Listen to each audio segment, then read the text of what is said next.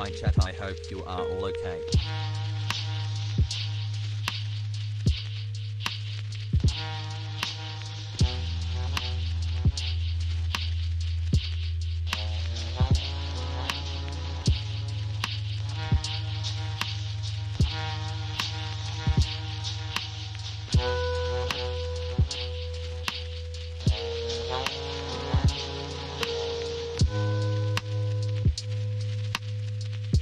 Hi chat.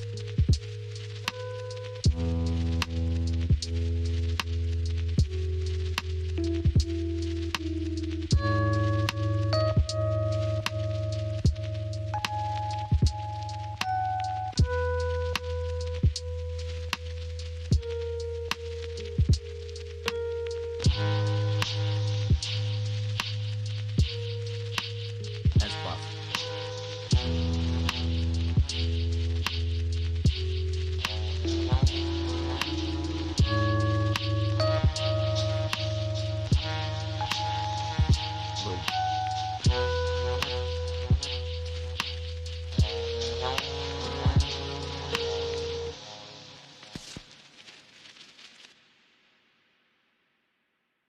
Pog.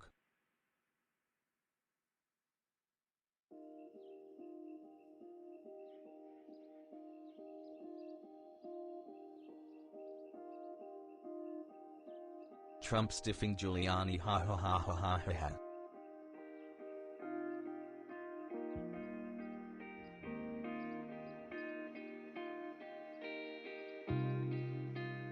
"4 months. I love you all, Hasseldank hug."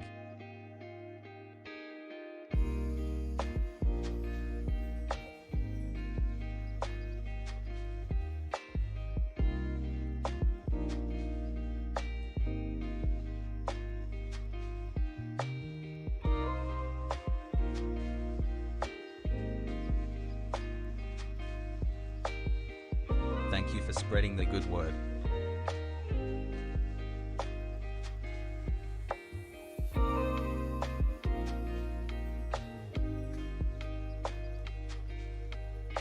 Peepo Pog wow.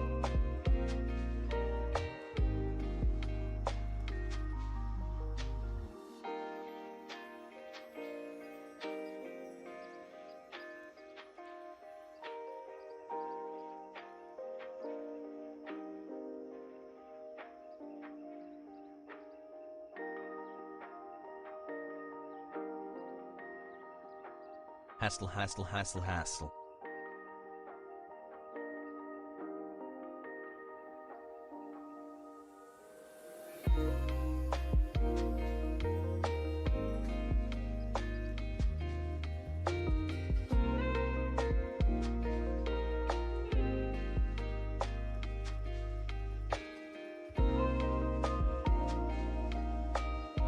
"3 months, babby, love you, chatpog."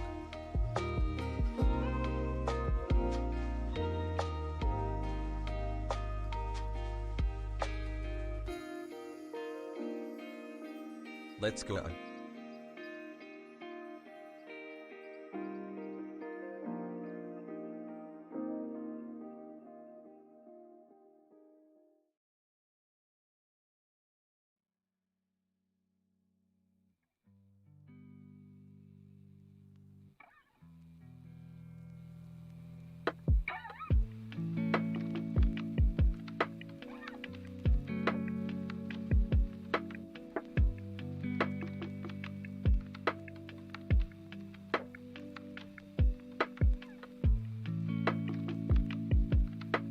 Peepo shy hi chat.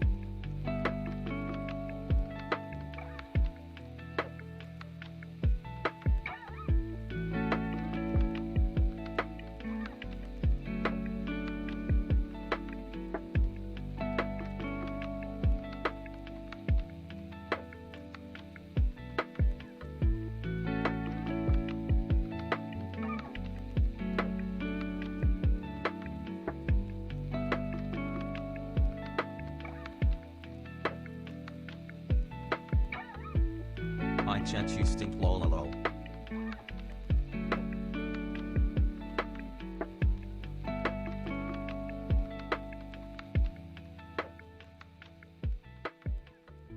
Hi dead hassle.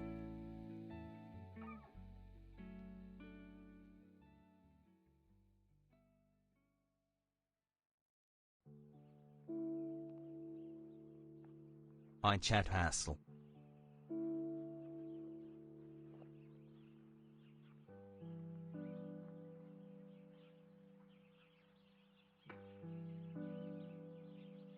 hasBuggies hasBuggies hasBuggies.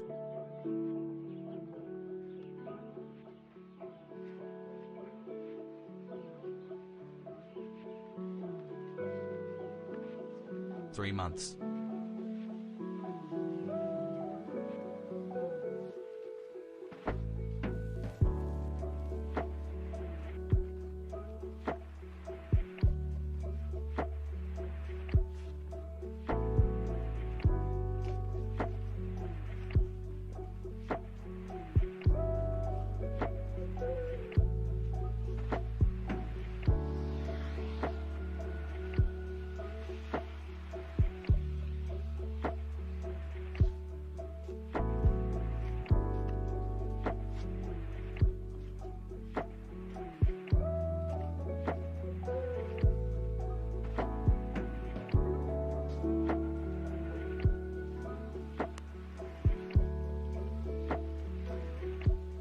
He'll tell you what.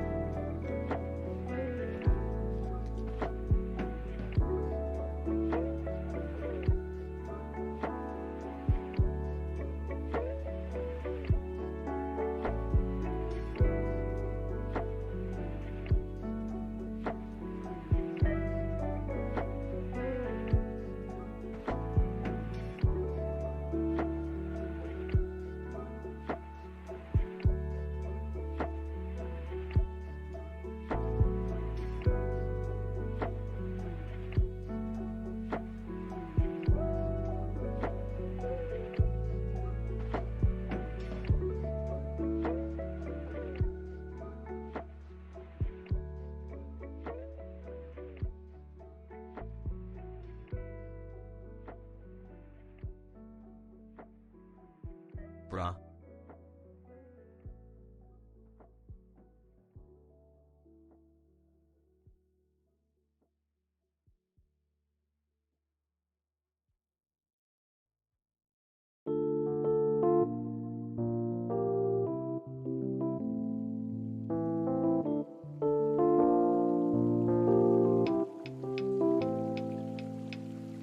Poggers.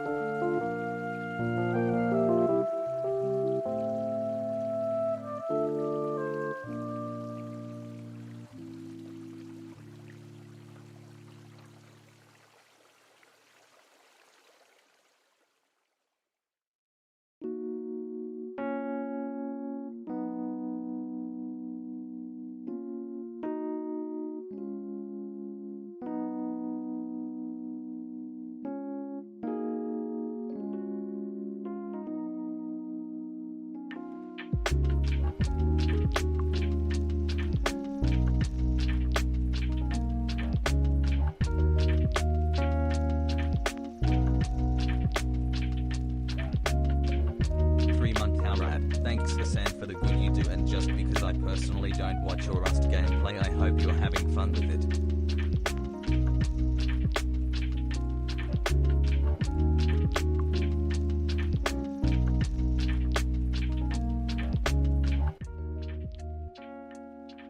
What's going on, everybody? Hope everyone's having a fantastic evening, afternoon, pre-noon, no matter where you are in the world. I'm Hasan Piker, and this is the HasanAbi podcast coming to you live. What is this? From sunny California, Los Angeles, folks. We are live. We are live and alive. Boys, girls, MBs, we are live, and I hope everyone's having a great day. It is Thursday, January 14, 2021, 11:48 a.m. and I'm late, and I apologize. I'm late because, well, you know why I'm late. For the first time in a very long time, I slept past my alarm clock on a weekday and blew past it, blew through it. I thought it was a Wednesday too. I didn't even realize it was a Thursday. My days have become nights, have become days. I don't even know what day it is. I'm a fucking addict. I'm super addicted. I'm like, in some ways, waiting for the server wipe to happen. It's Rust. What's going on, everybody? Hope you're having a fantastic now, a lot of you afternoon, politics Andes don't know what this is. Hasan Piker, and this is the HasanAbi broadcast. I've been playing this game like crazy. It's so much fun too. People seem to love it. The more we have converted more people to the Rust gaming to become like gaming fans every day, preaching the truth of gamers and gaming broadcast. I originally came onto this platform thinking that I was going to convert gamers to politics frogs, which I did, but now I realize now that the real challenge was to convert politics frogs to gaming frogs.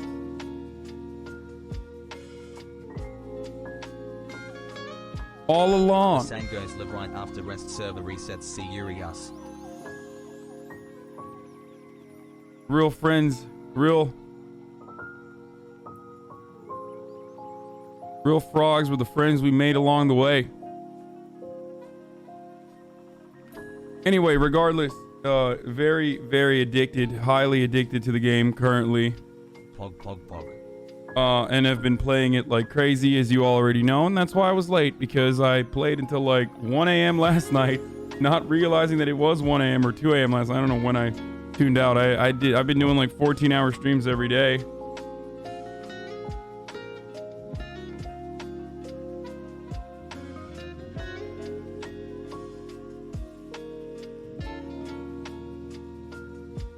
And then I woke up this morning and immediately went in to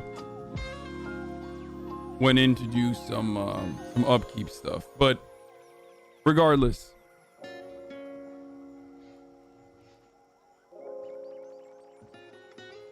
yeah, I joined. Myth is now a part of our team.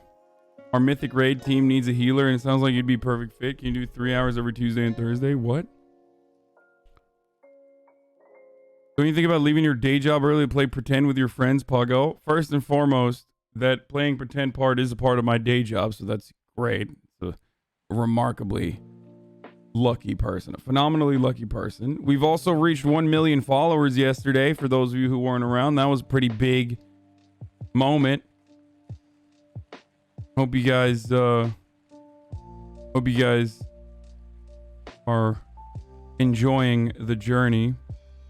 But most importantly, of course, Donald Trump was impeached for the second time. Check. Yesterday. Check. 2021 is not off to all that bad of a start. I mean, we did have a siege on the Capitol, but at least Donald Trump is impeached. I don't know. We'll see. Famous last words, I think. Famous last words are like 2021 is all right. Probably not. The Rust election is not at 4 p.m. Pacific. Nice. Oh, by the way, for the politics Andes, like, there is a political component to this. You've been missing out on extra politics. if you haven't been watching the gaming streams, because I'm running for mayor in an ANCAP libertarian paradise against big city highfalutin lawyer Kelvin Ballsworth, aka Ludwig, and against a bloodthirsty, happy 8 months, corrupt priest with a sweetheart father seer, whose sister wife I have fucked in a past life. Now, fake politics? I mean, yeah, exactly. But it's still, the politics are fake, but the ideologies expressed in it are still very much real. Like, I'm a libertarian, gun-loving Andy, you know, a small business owner. Hey, like, here, I'll give you a great example. Kelvin Ballsworth is running to defund the police. I'm running to reform the police. Like, that's fucking real politics. I'm a right-wing libertarian running to reform the police.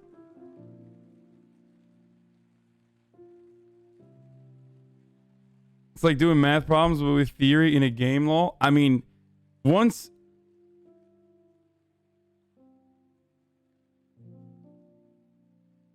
What? Okay, this is a little aggressive. It won't happen. Politics frogs will never become gamer Hank frogs, but vote Hank 2021.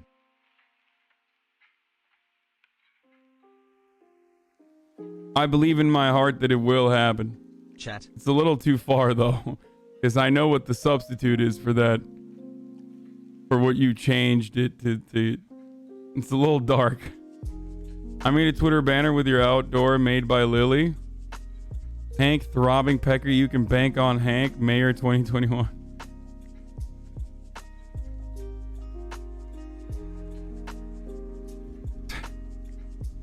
Yo. I don't know. Someone put signs all around the... I've been doing door knocking. I've been doing door knocking on the server. I recruited a bunch of people by telling them that, you know, they can have committee positions.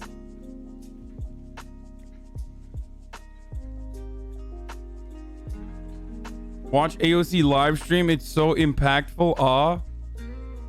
We'll get to it. I'm doing personal news. Hold on. Anyway, what is this? What the fuck? 1 year pog.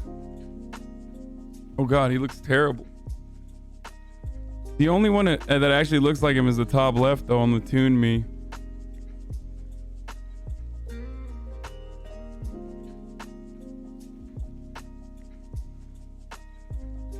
You say your sign of the Colosseum is sick? Yeah, Lily made it for me. You think you'll win the election? To be honest, Azan, you helped me through a really dark time. I had the Hershey squirts the other day, but light in my hallway wasn't working. I used your stream on my phone to illuminate my path to the porcelain bonfire. Like I said, thanks for the help. I mean, this is the kind of shit that's going on. Your political commentary. This is my Secretary of Gambling, Trainwrecks. Here, let's watch what he's doing. Trainwrecks is a great example of someone who I've been able to secure the support of by giving them what they want, which is gambling and more gambling. Hello. That's what you get for running against Hasan, bitch. Yeah, that's what you get against running Hasan. Yo, back out of the race. Back out of the race. You ain't winning shit. Back out of the race. Let's dip, guys. Let's dip, boys. There for about an hour. Oh, he's not there? All right, go get in.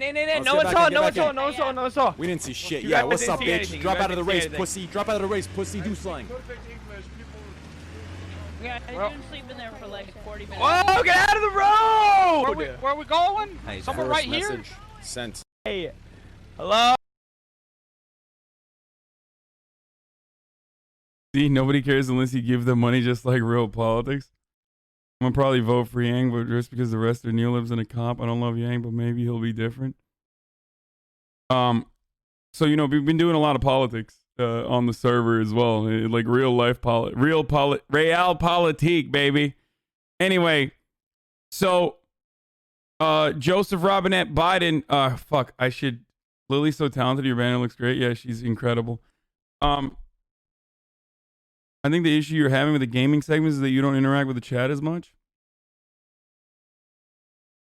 What? Ludwig conceded that you are indeed the best gamer. Number one answer.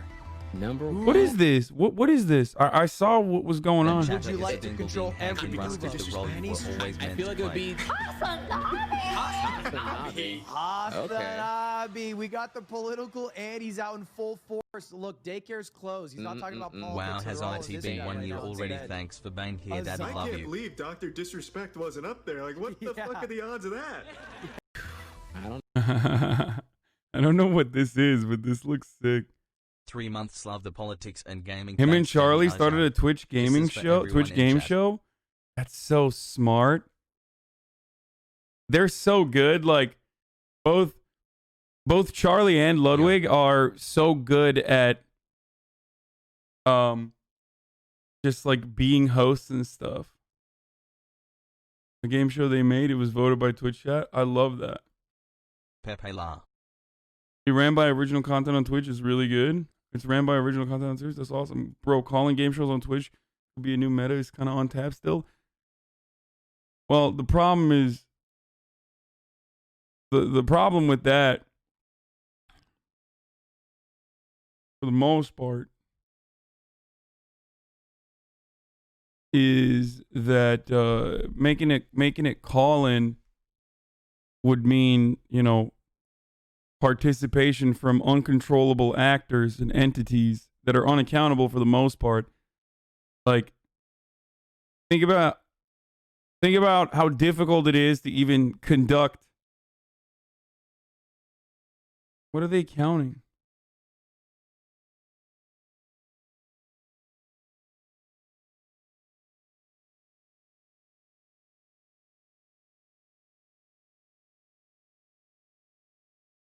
Why are people counting?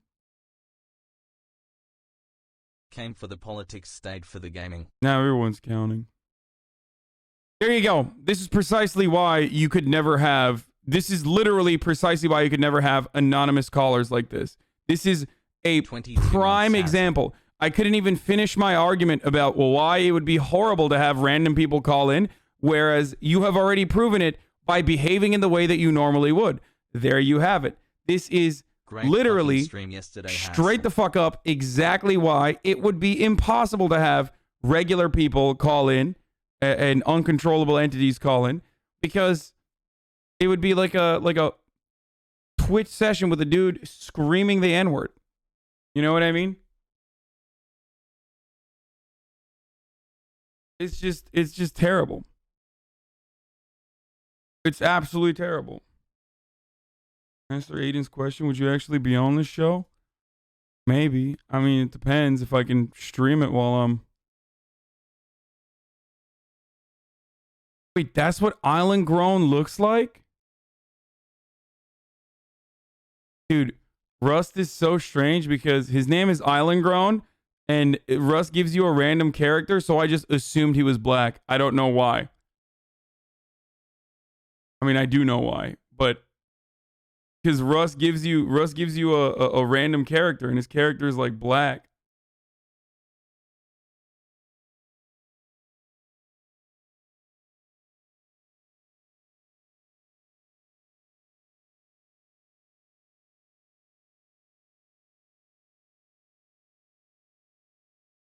Three months strong.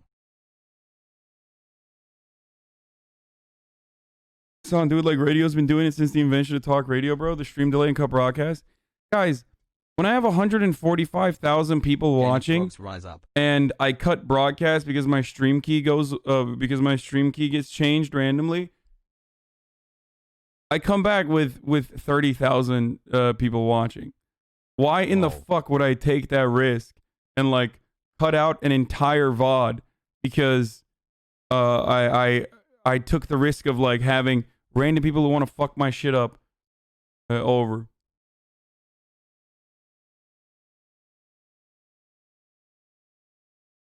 I would have to cut the broadcast too. That's the only reason why you have a 10-second delay.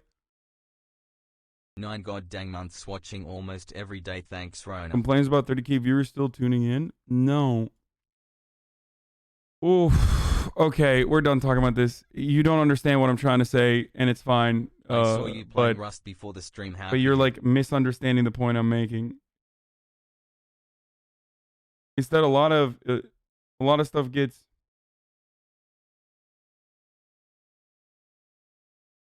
Yo.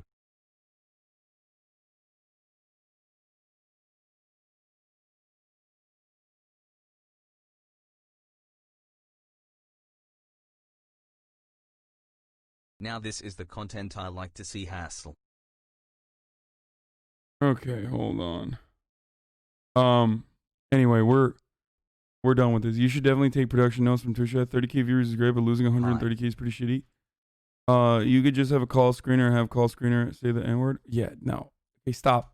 We're not doing that. We're not doing any of that. We're not even having this conversation. As far as other personal, stop. We're going into politics. Okay, there's not a lot of time. I have to I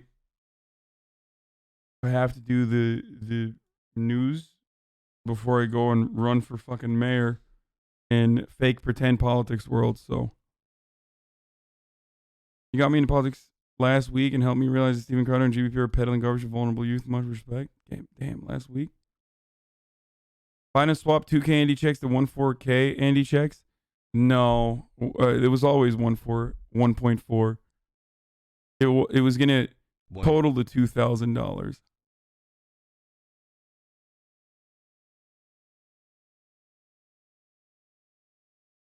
Okay, so first of all, it's top of the hour every hour where I'm gonna run a 6-second ad break, and then after that, after the ad break, I will be welcoming the Normans into our home. Okay. And then we will get started on the news. So I'll just tweet that out. Run the ad. If you already know what it is. If you don't want to see the ads, all you need to do is subscribe. You can do it for $5 or you can do it for free. There's other opportunities to avoid the ads as well, but there's always a 60-second ad break at the top of every hour. What do you think will be the story that wins back a lot of Trumpers? I feel we all know it's coming. Got my Hank Pecker shirt. Foggers. Nice. That big bussy has been impeached real good, he says. Okay.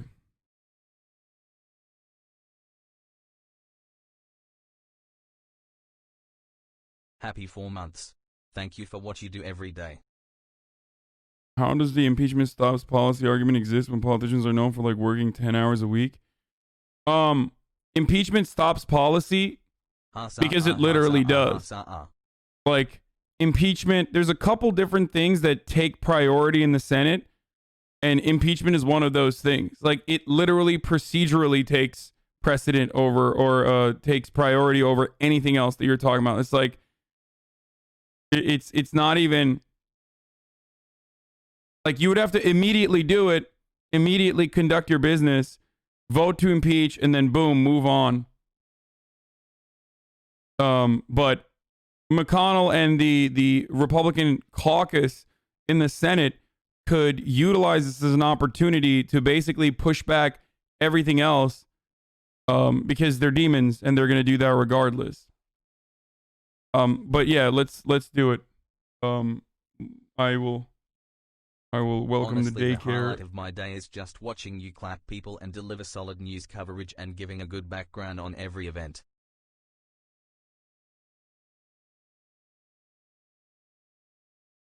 Resub to avoid seeing ads.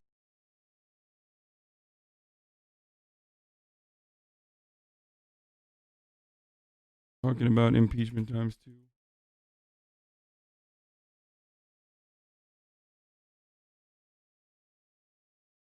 Conservative commentator and former Daily Caller contributor Scott Gurr defends his decision to include his IQ and height in his Twitter bio. Advice and all others, thank you for always being so inclusive. I love It might that. seem simple, but it's rare.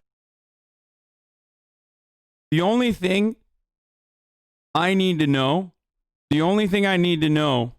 about your level of intelligence. The only thing I need to know about your level of intelligence. Up off stream. He is a better role player than any of us expected and better than some of the RP vets. Is whether or not you're interested in putting your IQ anywhere. Like telling people, like it tells me a lot about your level of intelligence. If you even take an IQ test, okay, you might be interested. You might be, you might just want to know what that is, what it's like. After that, the second step is like it starts reducing IQ points, whatever, or it reduces intelligence points basically after that. Like you can be interested and you want to know, and that's fine. That's perfectly normal. But like the moment you start bragging about it or join Mensa, tell other people, put it on your fucking Twitter bio is the last level. It's over. It's done. You have already shown that you are a fool. And of course, the funniest part is, I forgot to.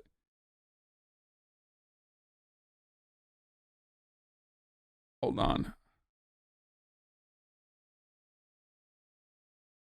Orange man gone lol.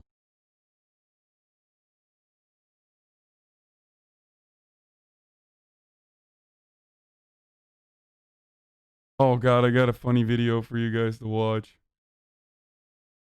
What the fuck? This is hilarious.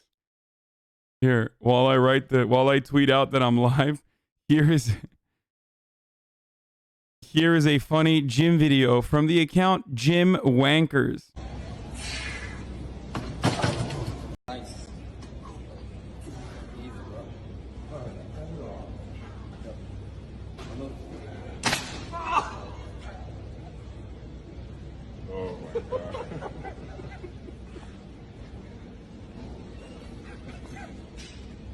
For real? That's punk. My man, he put armor all around his body, but there's one area where he doesn't have covered. Okay? You can add muscle. You can add muscle mass. He actually died. You can add muscle mass to every part of your body. There's one area. There's one area. Yeah, he forgot to work out his dick, dude. I guess he's been skipping balls day. Yeah. Whatever, bro. I'm stacked up. I got abs on my dick. I got abs on my ball sack. And stream after that. No. Okay. Daycare is now open. Talking impeachment. X2. Get in now. www.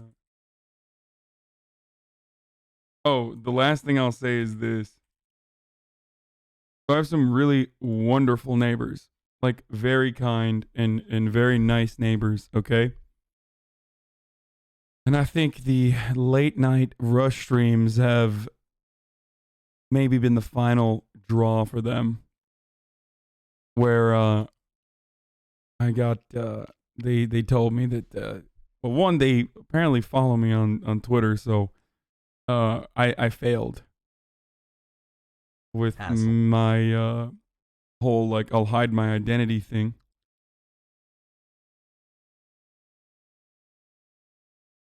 And they won't know what I do because they mentioned daycare.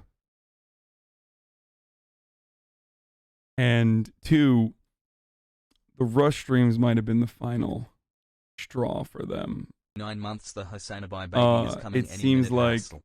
It seems like they can hear when I'm yelling about sinful Jebediah or fucking the long time priest, first time sister, donator. wife. Glad gore everything you all do. Greetings from Germany. Smile.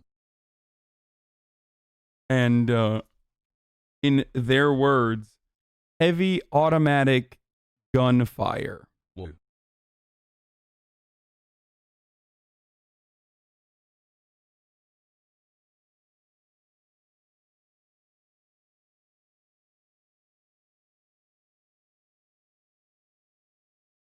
They did not mention pig fucking. But the question was very interesting. The question was like, do you have two different streams? Like, do you do like a continuous broadcast? Because in the morning, we hear you yelling about Donald Trump. And then throughout the day, it turns into something very different. Like, you know, is there, like, what's going on there? Do you just, like, do you just, like, have different broadcasts that you're doing? Like, or what's the deal? And I think it's because they, I think, heard me yelling as Hank Pecker at night. But they hear me yelling as Hasan Piker in the morning. Iranian food in LA, especially the kebab. So that's got to be kind of weird. I mean, these are like you know, older adults that have jobs and are very kind, very nice. And I think now they think they are living above a person, like a Dr. Jekyll, Mr. Hyde type scenario, where at nighttime, when the nighttime cometh, when the nighttime cometh, I'm a different man. My stupid ass just made the Hank Pecker Hasan Piker connection. Wow. They just think you're playing both fields, socialists in the morning? Yes. Extreme centrism. Extreme centrism, folks. Left-wing streamer by morning and brave truth-telling patriot by night.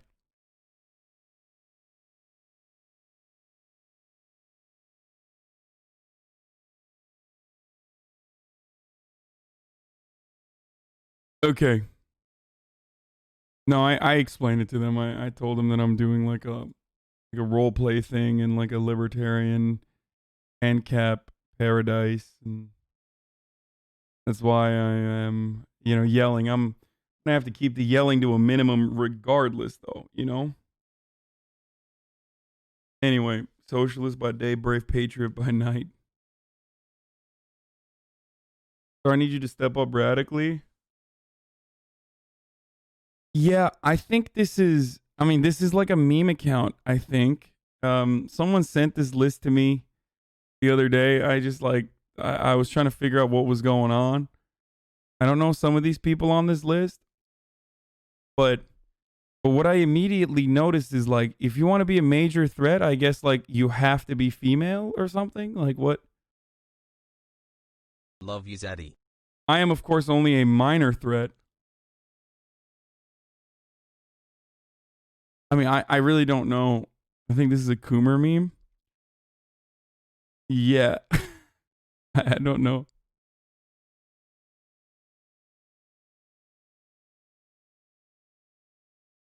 It's from the horny never socialism Twitter.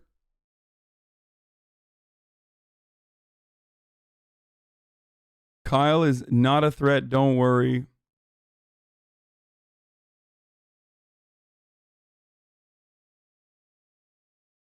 Yo, a pog. The pink-haired girl in major threat is just a makeup artist and cosplayer.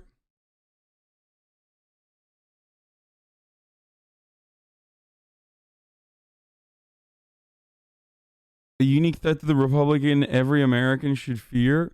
Who is that? Pog.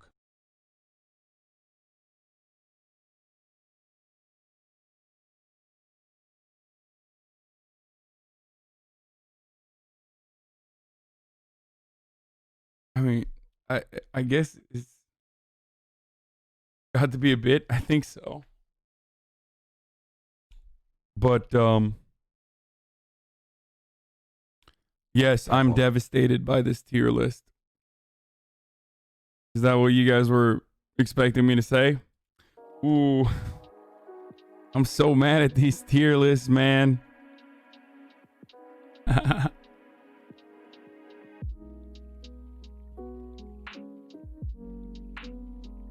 More door knocking and rusting in Georgia.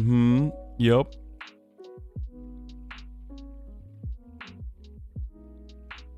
On a bait. Look at his Twitter off stream. Wait, really?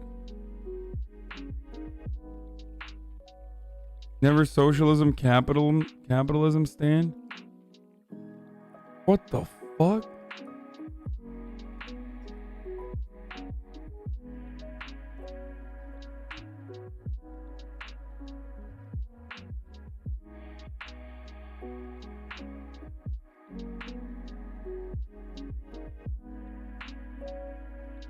It's just like mostly about AOC and female like left wing or like I guess sock them.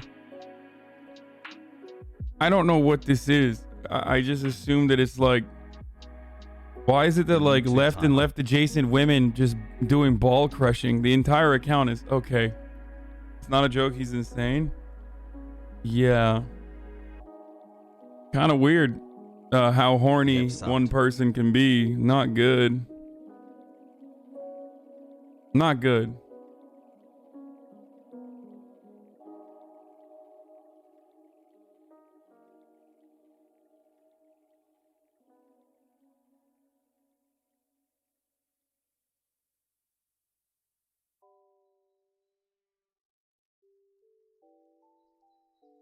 Six month. Oh, why would you send this to me? This is so fucked up. Hell yeah, bro. What is this? She took the COVID vac. Hey, everybody. First, I want to introduce myself. No, I can't show that. That's really fucked up. Even as a joke, it's fucked up. I can't. Of course it's fake.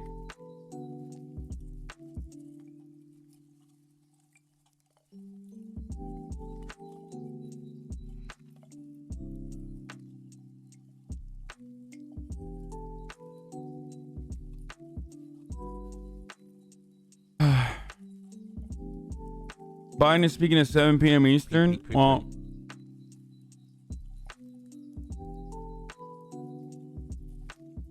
you have to show people the truth. You are a journalist? Man. No, it's a joke about vaccines. You ain't getting rid of me. It's a joke about vaccines causing autism or something, I think. And it still sucks because it's like a person either... Good afternoon, brother.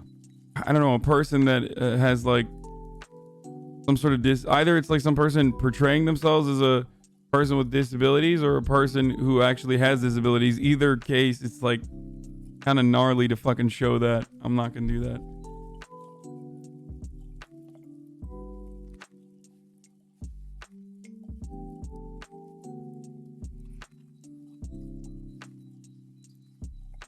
President-elect Joe Biden intends to name Jamie Harrison, the former South Carolina Democratic Party chair and the 2020 Senate candidate, to be the next chair of the Democratic National Committee, sources say.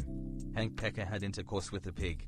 This is so... The squeal. This is so... Check Twitch says Azan is taking the day off. Checks Twitter says the contrary.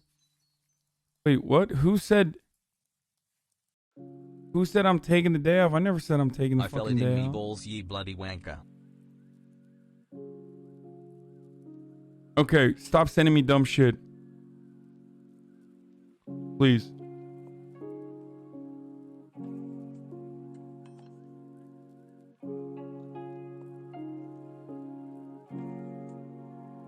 Oh, Biden's rescue plan. Oh god, did this person fucking block me too? What the fuck? Oh, link is not working.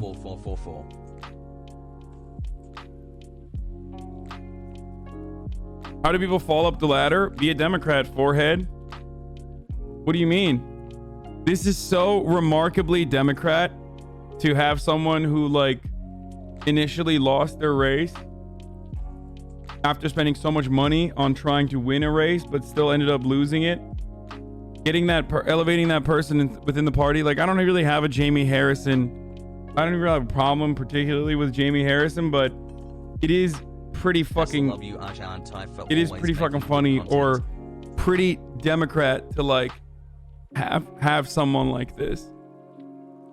Like have someone that lost to elevate them to a different position. Democrats love, I mean, this is a Felix Biederman take too, but Democrats love people who fail gracefully. Do you have family/friends that are conservative? How do you deal with them? At least like when Stacey Abrams lost, she literally turned around.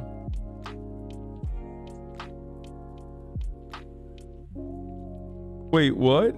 She broke an embargo in her previous tweet? Wait, what do you mean you broke an embargo? What the fuck is this? There's embargoes on political fucking stories? What the fuck? Yo, this isn't the next fucking, like, this isn't like a AAA blockbuster video game, man. It's politics. It's like real news. You fucking kidding me? What time's the mayoral debate? At 3 p.m. Eastern or 3 p.m. Pacific. That's so weird. What were the details, Themasius? You saw it, right? I mean, I guess I could scroll up to see the thumbnail of the tweet itself. Mr. Pecker for mayor. If it hasn't gone away. You need to pre-order the news? Yeah. Bro, there... Yo, new news just dropped. Yo, this shit's fire, guys. Oh, it was 1,400 direct payments up to 1,400 a week for unemployed. Affected national vaccination program. Or unaffected national vaccination program. 130 plus billion for schools. $15 minimum wage. Whoa. What? Okay, that's fucking huge, dude. Azan, can you look at this emote I made for the two-time back-to-back 2019-2021 impeachment champion of US presidential community?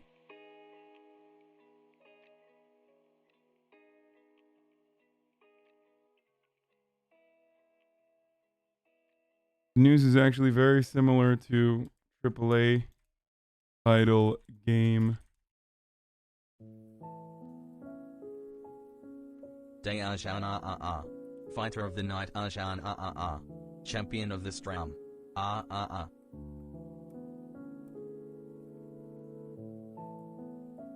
We already watched the Jordan Klepper video. Look at this new video, moving trucks outside the White House. Once again underestimated.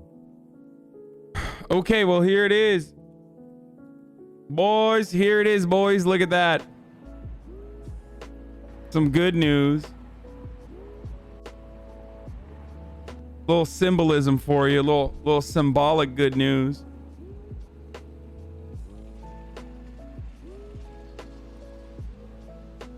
They can embargo shit with Pecker. sports. Other candidates saying never wore the sun on their arms. They can embargo stuff with sports, I guess, because like ultimately it's not as impactful on people's lives as like actual policy. An embargo between a PBS News broadcaster, a PBS NewsHour correspondent, and a campaign is kind of weird because that implies that there's a level of communication with the PR people or the campaign managers that we already know and suspect, but it's kind of like admitting it, you know what I mean? And I find that rather strange to be like, oh yeah, no, we collaborate on the news. Your tweet already got deleted? Hassle. Okay, well, I'm gonna fucking screenshot it then.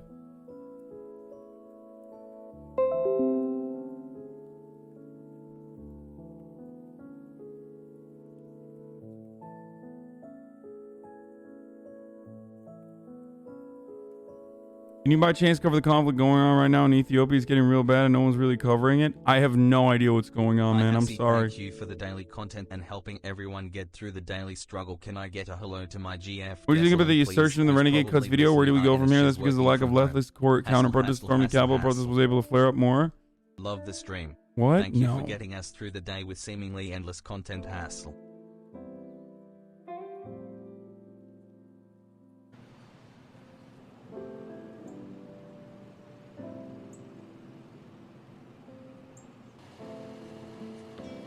Oh, the Stacey Abrams thing I was saying is like in regards to the Jamie Harrison appointment, like Jamie Harrison lost, but he's being elevated. Hey, Hasan. But at least like with Stacey Abrams, she lost the gubernatorial race. And Jamie Harrison has a pretty fucking hard race too. But at least with Stacey Abrams, like she turned around and was like, "Oh yeah? Oh yeah, you're going to fucking I'm going to lose to you? Well, guess what, bitch? Georgia's blue now." Like, so it's a little bit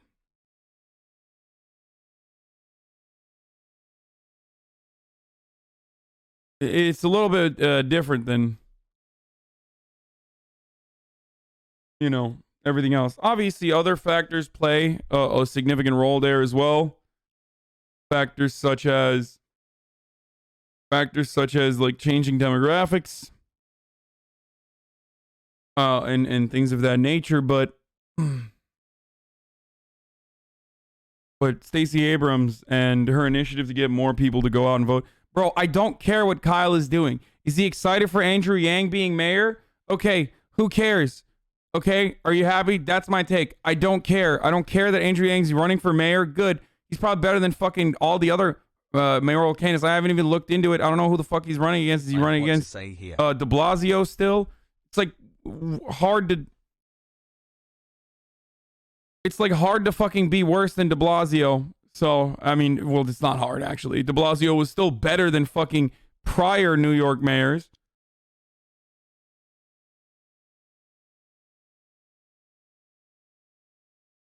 Why is HasanAbi acting like a bitter ex-girlfriend when it comes to Kyle? Kyle was my friend, you dumb fuck. I'm just... That person keeps spamming it because he wants me to like shit on Kyle because of this Andrew Yang tweet. When in fact, I don't care what Kyle's opinion is on this. And I certainly don't care that Andrew Yang is running for fucking New York mayor. Yeah, de Blasio's term limit is up, so Andrew Yang is going to run against who? I don't even know who the fuck he's running against. New York has had a string of fucking horrible mayors. It's basically a killer, too. You fucking run for mayor of New York, like, good luck. You've eliminated all chances of becoming president. That's a certainty. Then again, I don't know. Are you sad about Rust? No, why would I be sad? I love Rust. Why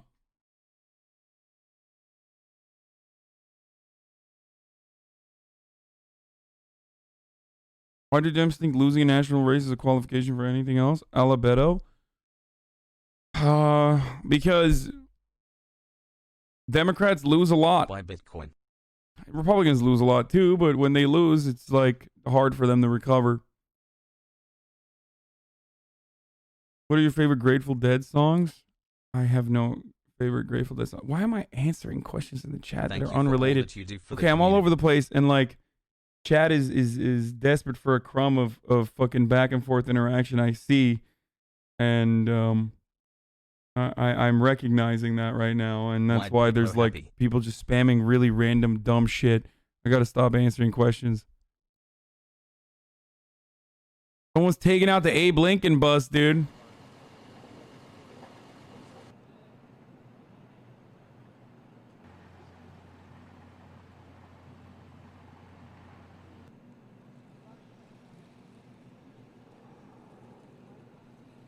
Epic.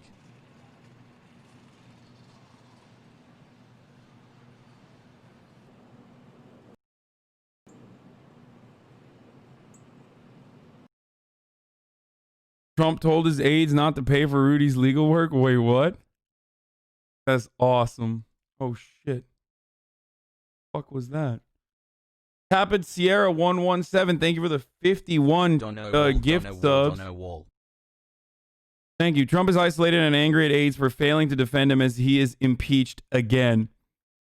When Donald Trump on Wednesday became the first president ever be impeached twice, he did so the leader increasingly isolated, sullen, vengeful. Slap my cheeks, Turkish daddy. He's instructed aides not to pay Giuliani's legal fees, 2 officials said, and has demanded he personally approve any reimbursement for the expenses Giuliani incurred while traveling on the president's behalf to challenge election results in key states. They said Trump has privately expressed concern with some of Giuliani's moves and did not appreciate a demand from Giuliani in $20,000 a day in fees for his work in overturning the election. Bro, that's awesome. That is awesome. That's so good. If you don't hire the real sharks, and real sharks do exist in the Republican Party, real sharks absolutely exist that could have done an infinitely better job. But if your track record is fucking 60-1, like Donald Trump, who is notorious for not paying people, if your track record is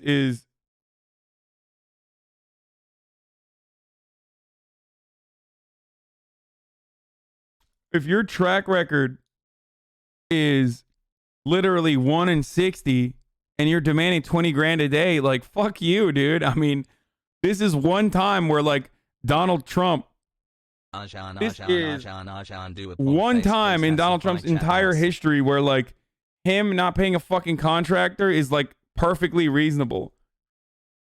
Like, when your lawyer is just got a random ad and thought on the precipice of getting disbarred, and you are probably going to jail, or not going to jail, but like there's a likelihood that you might go to jail, and you wanted him to at least file legal proceedings correctly, like at least file the paperwork correctly and not get it fucking yeeted in court as a consequence of, like, literally just like errors in, I don't know, simple shit like names of states.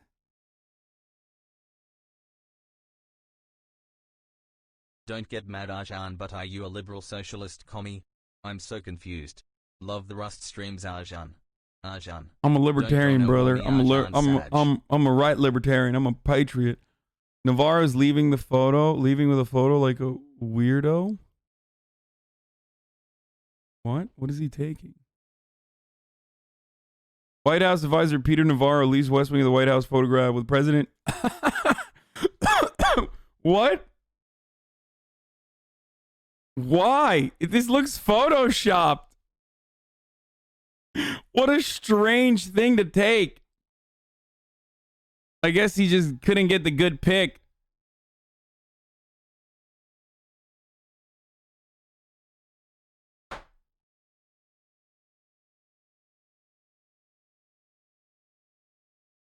This literally looks photoshopped, dude. I don't believe that this is real. There's no way.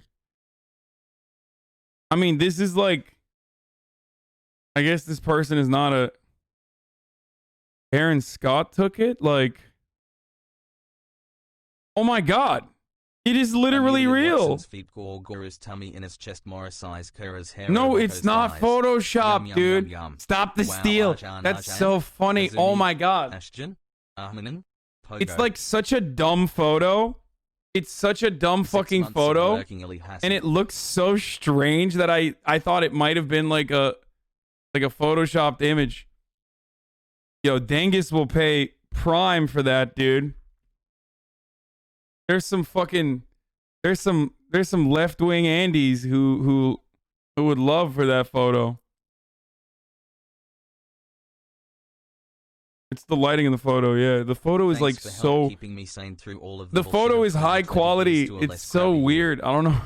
It's like the photo is in 1440p, whereas like this is not even like the actual photograph itself is not even like, a 1080p.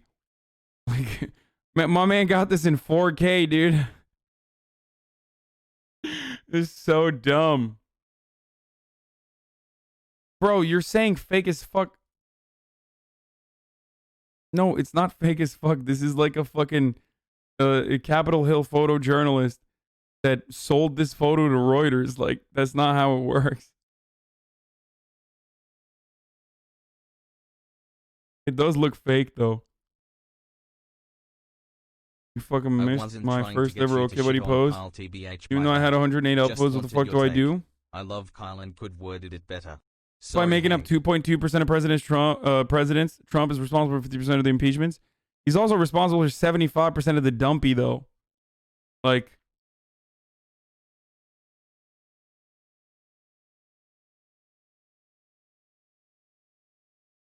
desperate QAnon believers think Trump spoke to them in Morse code. Oh, that's fucking tight, dude. Come on, come on. You gotta give me more. I need to see interviews. I can't just hear like anonymous screechings.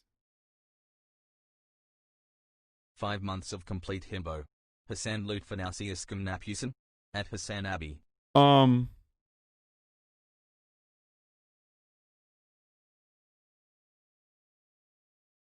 I burned myself cooking a Hawaiian pizza. Maybe I should have cooked it at a low temperature. Timestamp of the video is 420. Of course, they think is a code. Oh, God, QAnon weirdos are so strange. Stop disrespecting my boy Taft. Yeah, no, Taft. Look, most presidents are not very thick, okay? They got inverted asses like Joe Biden. Joe Biden has that pancake butt, okay? That old white guy butt that's just skin and bones. Okay, so Taft and Donald Trump make up most of the dumpy, but Donald Trump's dumpy is like, yeah, the Hank Hill ass, exactly. So Donald Trump and Taft literally make up nearly 100% of presidential asses. Thanks for helping a broken law student get through a coup that was during a recession that was during a pandemic. I guess Theodore had a dumpy too, kind of, but nothing like Taft or Trump. You know what I mean? Oh, second video, interviews with Trump supporters after the riots. Let's go. Let's go. All right. So Biden is going to we are now looking towards we are now looking forward, not backwards anymore, or at least like the moments we are looking backwards are going to revolve around, okay, fuck this shit, that's bullshit, this doesn't matter. Moments where we're looking backwards is going to be around impeachment, right? So the new session, the new Senate is going to take on the impeachment. Now that itself is unique, but nothing about this president has been normal. He's not even going to be president while he's being impeached technically, so that's kind of cool. I did it.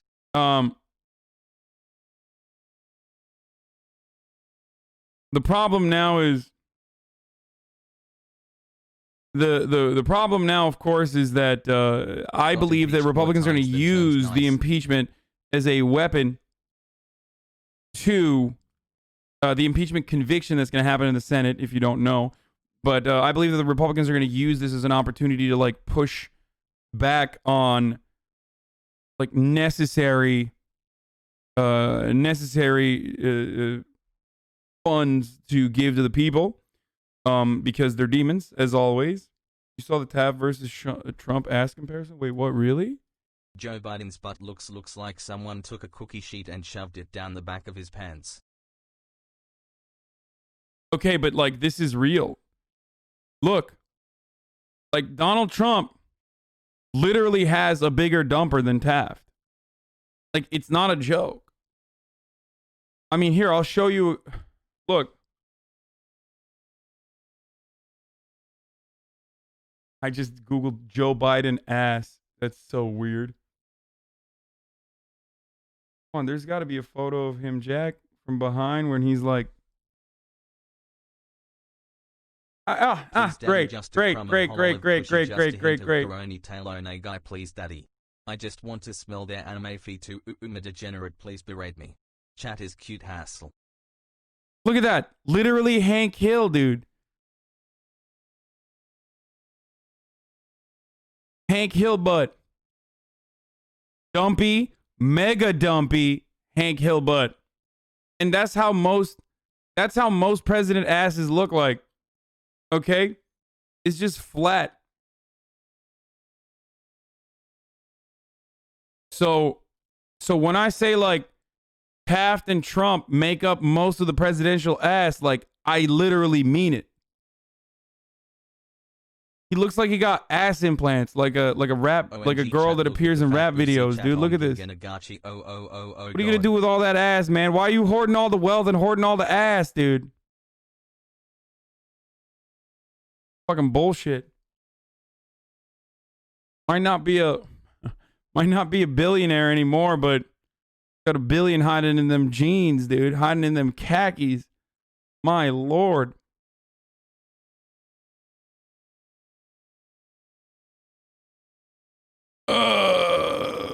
Okay. Anyway, so Hasan is just jealous. Nah, I'm thick as fuck. What are you talking about, dude? I mean, not as thick as Donald Trump, of course, but I'm thick as fuck, dude. Anyway. As I was saying, teacher told students the Capitol terrorists were Antifa and got fired after. Okay, buddy, time when Pogo Azan. Yeah, I think I found his tax returns. Yeah, he's stuffing him in his diaper.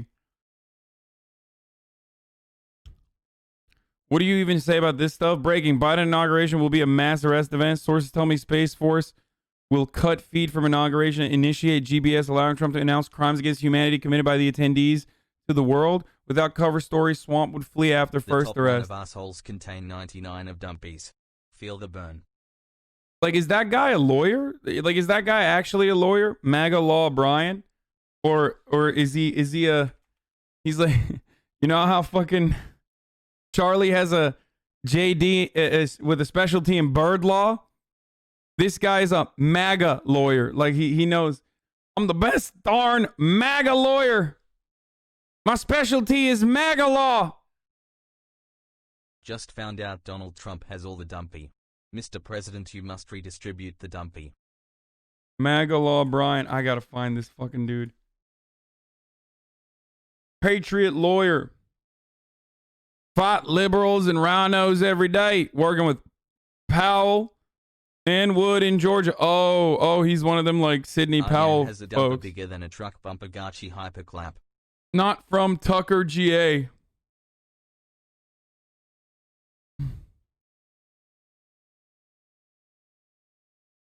Why does this have 3.9 thousand retweets, man? Oh, it's most of his quote tweets.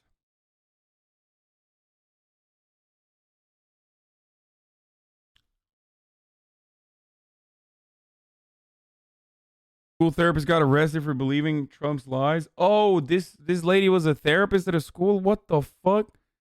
Christina Priolo, a school therapist who stormed the Capitol and got VP's chair. She quit her job the day after the riot, saying, I'll be switching past to expose the global evil of human trafficking and pedophilia, including our government and children's services agencies.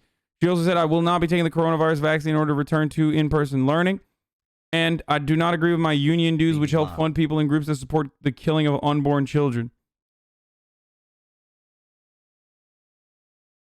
Prosecutors say she had Trump written on her leg and a sign which read, the children cry out for justice.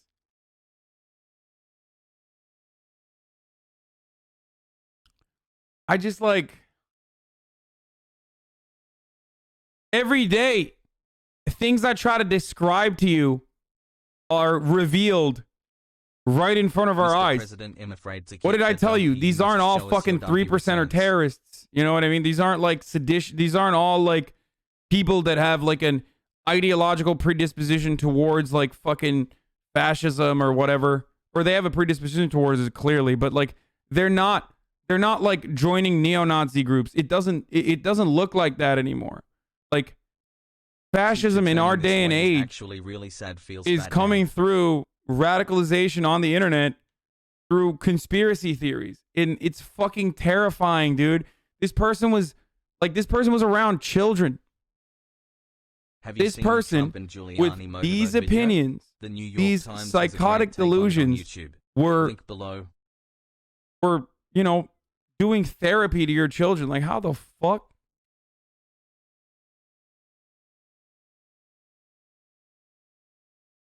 So you got to remember that.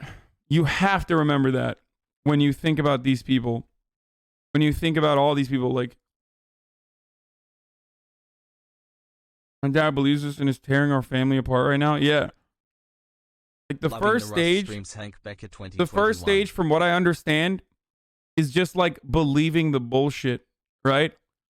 And the first stage is not that bad in comparison to this stage. Don't call yourself HasanAbi if you don't have some Nobi for me. If you don't get to the stage where you're like literally fucking storming the Capitol. Not everyone does, but this person is on like stage 3 where she believed the bullshit. She probably separated herself from her friends and family, and then got to the stage where she like actually hurt her own self in the real world beyond like separation from friends and family, and is now like quitting her job. It's so crazy. And now we got 2 of these fucking sickos in Congress, Lauren Boebert and Marjorie Taylor Greene. I actually don't know if Lauren Boebert is doing on. Y'all were saying that. Let me just take a look at that real quick. I just want to wrap my hands around. I mean, it wouldn't surprise me, but I think she is fake. Like, she's phony. I will bid 10 shekels for a shekel of your skrekel. Oh, she's a sympathizer. Anyway, sorry. Cute. She's a QAnon. Oh, she's a QAnon sympathizer. Not like. I mean, this is bad enough. She's curious. Boebert supported in the past, but distance from them recently. Yeah. Boebert is a 3%er, Andy, though. My sister and I are officially no longer talking to my dad because of the psycho shit he posts on Facebook.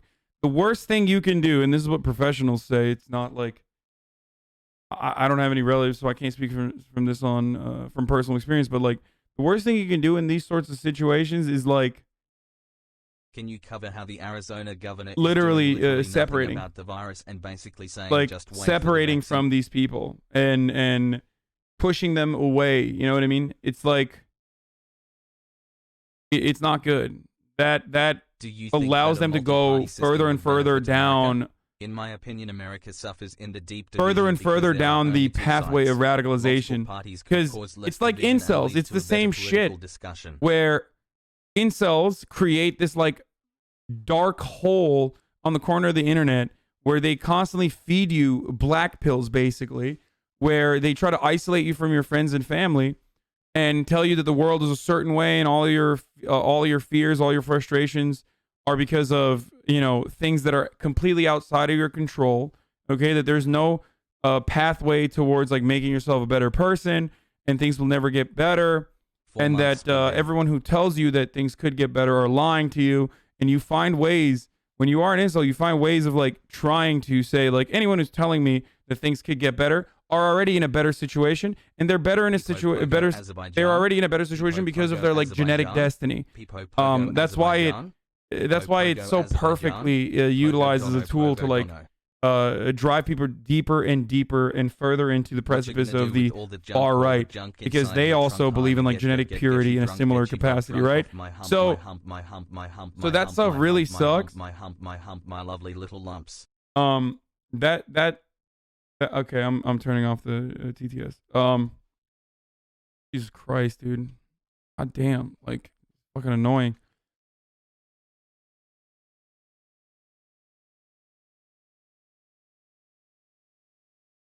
What? Oh, Ben Shapiro was a guest writing on the playbook. Yeah, I saw people this morning getting angry about it. Who cares, dude? He's such a fucking dweeb.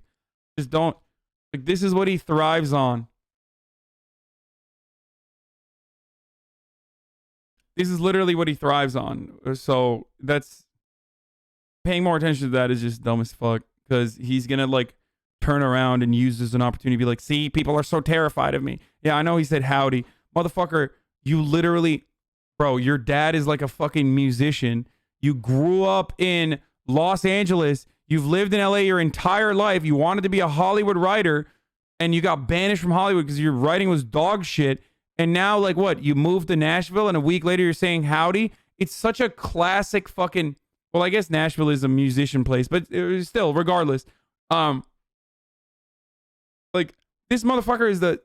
I am less of a bi-coastal elitist than he is. You understand? Like, I didn't grow up in fucking LA.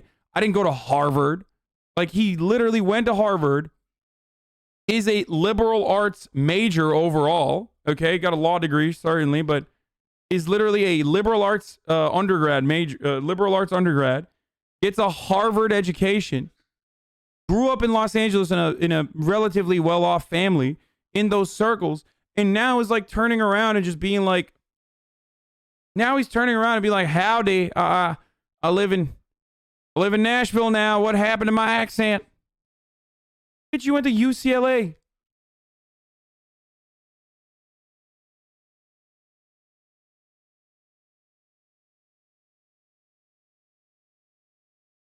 Nice collection of parlor videos from the Capitol protest. Yeah, we can take a look at that.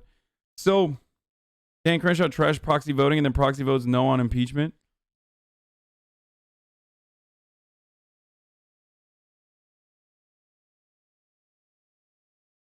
Via a proxy, Representative Dan Crenshaw votes no on impeachment. Proxy voting is cowardly, period. What a brave man, dude. He's a brave man. You just can't see how brave he is. You don't understand.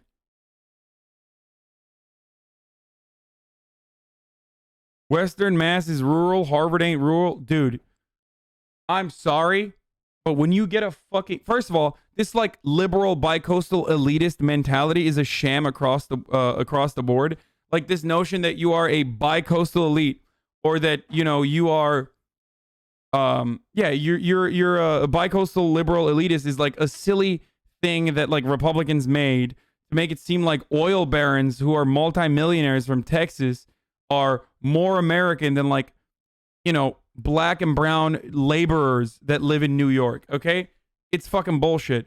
It's completely made up. But not only is it completely made up, but like even within the confines of that complete made up nonsense, 90% of the people who say bicoastal elite are literally Harvard grads, Yale graduates. There is nothing more fucking bicoastal or elitist than getting a degree from Yale or Harvard, dude. I'm sorry. But you can't fucking literally say, just like you can't literally say like, well, there's a rigid gender norm and like gender is a binary and blah, blah, blah, while you're incapable of growing facial hair, okay? Like, I'm a masculine macho man. What happened to masculine men? Like, you are creating these like rigid boundaries that I do not agree to, okay? But you yourself don't fit in those fucking boundaries that you're literally setting. There is nothing wrong with not being able to grow facial hair, and there's nothing wrong with like, you know, being shorter than 5'7", okay? There's nothing wrong with that. But Ben Shapiro tries to create a world in which there is something wrong with it, or that you're not masculine, or you're not a man or some shit, which is so weird. Okay? When he himself does not fit those boundaries, just like he himself is a bi-coastal elitist Andy. Even though he's the one who fucking advocates for this like weird... Literally everything with conservatives boils down to projection. Yeah, projection. Yeah, it's like people who think Trump is this like macho masculine man, when I think one of his most redeeming or at least entertaining qualities is the fact that he's a petty and sassy bitch who loves drama. He thrives on drama. Like Donald Trump, remove him from, you know, the presidency and put him on like Real Housewives of New Jersey and he's content. Okay? He's literally the same as like Vanderpump's Rules people. Like the behavior that he exhibits, the way he operates, the way he talks, it's straight up like, you know, straight up out of a Bravo show. But his followers put him up there as like the masculine macho man figure, and it's so weird. It's like what do you mean? Like what?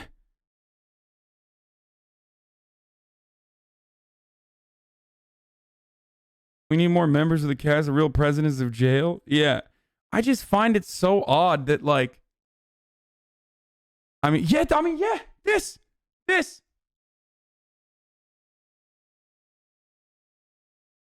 Look at that. That's not a meme. Someone made that seriously.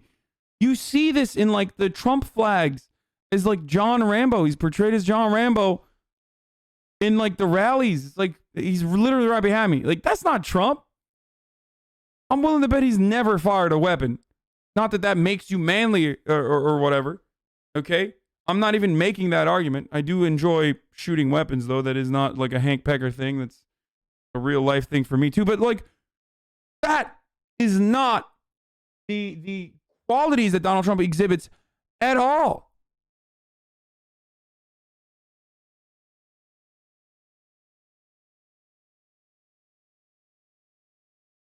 Anyway.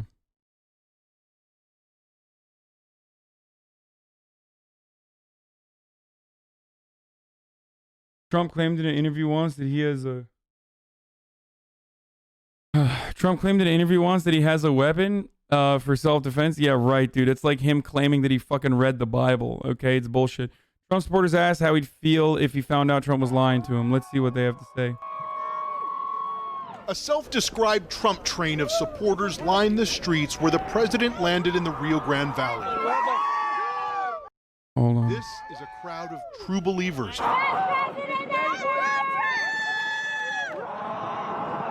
Ryan Wolf says he's a stay-at-home father of 3 children. He brought a ballistic vest. Dude, what is that, dude? Oh my God, dude. What is going on? Yo, are men all right, dude? What is going on? Are stay-at-home dads all right? How many stay-at-home dads are in the fucking MAGA train, dude? I mean, this dude, here's how you know he's a LARPer, okay? I mean, aside from like, not only is this tactical shit, but this is the type of shit you don't want to wear. Like, this is stuff that you have to wear. You understand? It's not stuff that you would want to wear on a regular basis. If you've done like basic training or know any fucking members of the military, like, they're not putting this shit on for fun. It's heavy as fuck. It's also not made for an urban environment either, which is ridiculous. But like, why in the fuck would you fucking put on like 40 pounds of gear to just LARP? Like, just, you know, there's lighter civilian focused versions of this shit. Just wear that. It's such a, I mean, you're a dork. You're just a dork. Okay. You're a dweeb. You're a dork. You're compensating for something. Like, why the fuck would you do that? This is a patriot, brother. Knife and a baton to protect fellow Trump supporters. Why is this necessary? Well, sir, we have seen the Marxists attack children and families and women. I'm not going to tolerate that. Wolf and others here don't blame Trump for last week's riot at the U.S. Capitol. The conspiracy theories are running rampant. I believe that either foreign intelligence officers or local militant groups incited the conflict. I feel it was people like Antifa, Black Lives Matter, who infiltrated the crowd that caused the problems. Of course, none of that is true. He's boarding Marine One! Woo! He's on his way! He's on his way! Among the most ardent Trump supporters is the false yet unwavering belief that the 2020 presidential election was riddled with widespread fraud. This was a stolen election. There'll be a... He's on his way! I have to run this back. People like, no, I have to run that back. First of all, what Jordan Peterson's daughter did to Jordan Peterson is so fucked up. Like, I hate him, but also, I mean, really? Like, this is what she turned him into? That's so messed up. It's messed up. It's messed up. Look at Jordan Peterson. Antifa, yeah. Remember Jordan Peterson? This is him. Feel old yet? People like Antifa, Black Lives Matter, who infiltrated the crowd that caused the problems. Of course, none of that is true. He's boarding Marine Wait, that's actually One! him? No, that's not him. It just sounds like his voice is. That's why I was. Come on, man. God damn, dude. I can't even fucking joke here. Like, sometimes I forget that we have a newer audience, so it's like. He's on his way! He's on his way! Among the most ardent Trump supporters. I got my backwards Oakleys on. Yeah, it's top of the hour every hour. I'll run it after this video's over, though. Supporters is the false yet unwavering belief that the 2020 presidential election was riddled with widespread fraud. This was a stolen election. There'll be a price sooner or later. Nobody's ever actually looked at the evidence. Bitch, are you gonna pay it? Like, who's paying the price then? Like, what's this guy gonna do, man? Seriously, what is this guy gonna do? What are you gonna do?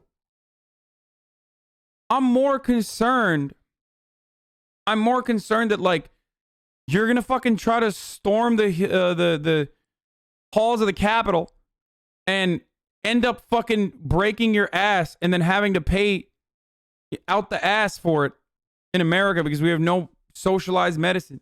You're gonna catch, the only thing you're gonna catch is a fucking heart attack if you keep this shit up, dude. Go home, motherfucker. Go yell at the TV like normal grandparents do. Price sooner or later? Nobody's ever actually looked at the evidence, so there's definitely evidence towards that, just that nobody wants to look at it. Joanne Danworth says she will never see Joe Biden as a legitimate president and still has hopes of seeing Trump remain in office. I want my President Trump standing up there being inaugurated as an extended president of the United States. In this crowd, though, we found Noel Cantu. He says he's a retired Border Patrol agent and a lifelong conservative. We ended our talk on a question that revealed the danger for Republicans lying about the 2020 election. President Trump has said the election was stolen from him over and over and over. What if in the end you've been lied to this entire time? I would definitely be very upset, because if my party is going to lie to me, and this is what they're telling me, and I find out later that it was... Don't worry, bro. You're not going to find out later. I mean, look, guys, if you're there, if you're at this stage, you've gone beyond the line of finding out later, okay? Guys, like, the inauguration is in a couple days, okay?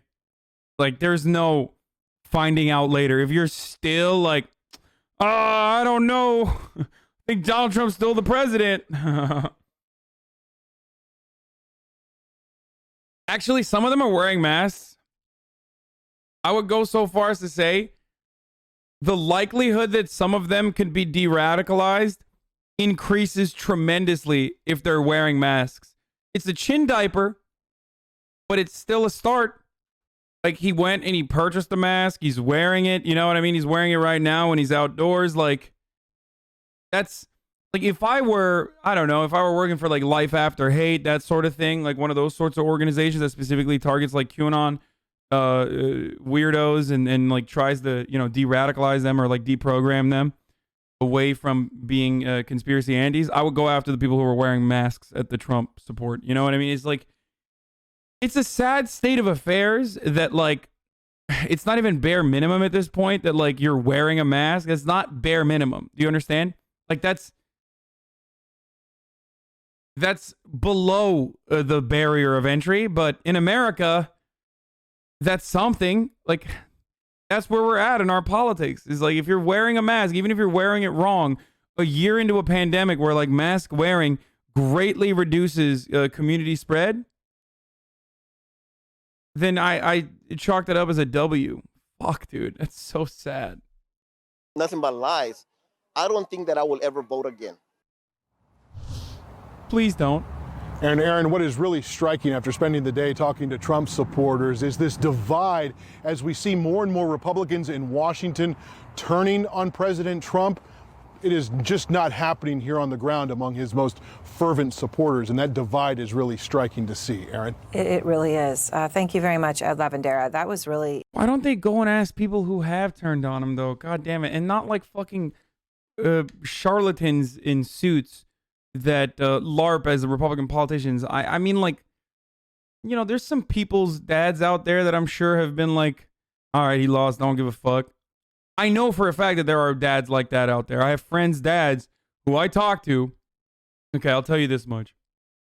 I know someone who used to literally be an anti-war Marxist protester, okay, who was a college professor at a certain point in their lives, who are now massive Trump supporters, okay?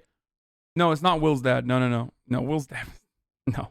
Will's dad has always been an old school Republican. No, brother. No, I have a friend's dad who used to be a Marxist, like actually a Marxist, anti-war protester, like got arrested and shit, okay? Who is now a Trump supporter. And it's just Fox News. But he liked Donald Trump, but he doesn't think that the election was stolen. He doesn't believe all that stuff. I know another person who's like, I know people in this community whose parents are like, yeah, they liked Donald Trump because they liked Donald Trump because he was macho and like masculine and he fucking owned the libs and shit. But like, you know, he lost. Whatever. Okay, he lost. Time to move on. Like, there's people like that out there. as well. I don't know what percentage of the Trump supporters are like that, and what percentage of Trump supporters are like fully invested in the cult and have completely drank the Kool-Aid. Okay? But I think that I reckon that there are a lot more. God, what am I reckon? Holy shit. Where does Hank Parker begin and Hasan Piker end? I do not. This is so bad, dude. We need a Rust server wipe, dude, immediately. You understand? All right, I'm running a fucking ad. Top of the hour, every hour. 60-second ad break. If you want to no longer see the ads, all you need to do is subscribe. You can do it for $5 or for free with your Twitch Prime. Connect your Amazon Prime account to your Twitch. You get one free monthly subscription, and you can use it here. Here's the ad. About to fall down the existential rabbit hole, Hank. Hank is taking over. Okay, well, 64% of... Oh, fuck.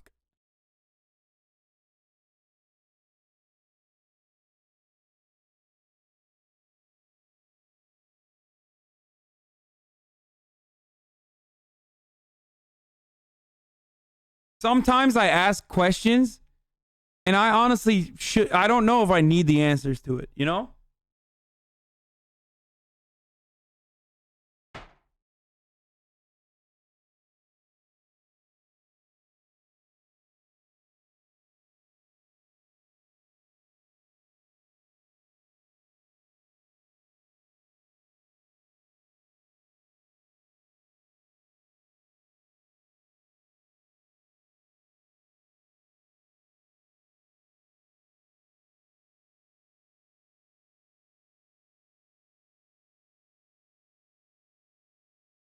Be careful what questions you ask, because the answer may break your brain entirely.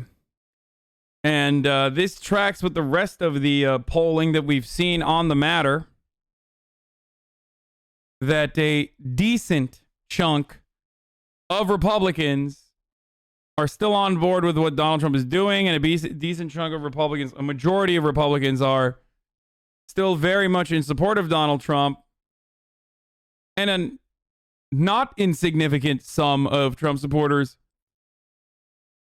are fucking QAnon and completely believe the election was stolen. So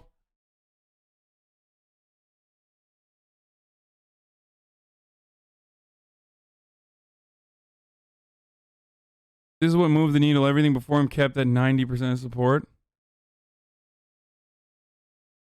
I mean, yeah, but that's not a needle moving. You understand, Austin? Like, if 64% of Republicans still say they support Trump's recent behavior, then 90% of them are going to say they support it when push comes to shove, because the alternative is far too devastating. You understand? Yeah, he rarely ever went down from 90% approval rating, but nothing's going to change that. Republican grassroots is Trump's party. This impeachment is going to be the last chance for Reaganite types in terms of rhetoric that want to tame the beast, that want to tame the base to regain control of the party, but I think it's too late for that. Yeah. Yeah. Once you open up Pandora's box, how do you close it? I mean, dog whistles is one thing, right? And Republicans tweak that. You increase the dog whistles a little bit and then you decrease it depending on who you're running against. But when you got a guy like Donald Trump who's like, why aren't we just saying it? You know, why aren't we just saying it? Like, why aren't we just increasing the racism dial a little bit further so that all the hogs can understand?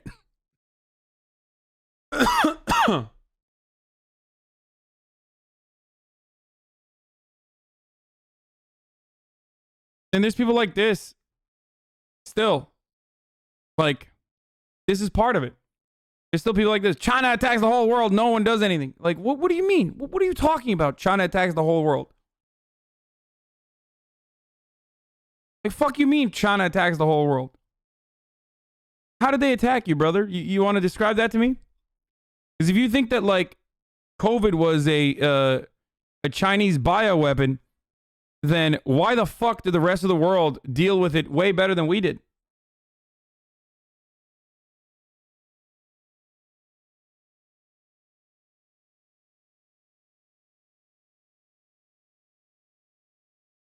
After watching the Reagan dog on Showtime, Donald Trump was literally Reagan on steroids. They're very similar, yet one was popular, the other isn't. What do you mean? Reagan is, well, this spoken like a true person who has zero relatives that are Republican.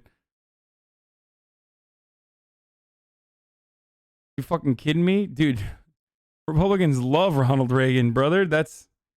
Reagan is, after Donald Trump, Reagan's the second most popular contemporary Republican president and will be in perpetuity. Man, liberals fucking talk about how much they like Ronald Reagan. Barack Obama talked about Ronald Reagan in positive terms. God, I hate this shit so much.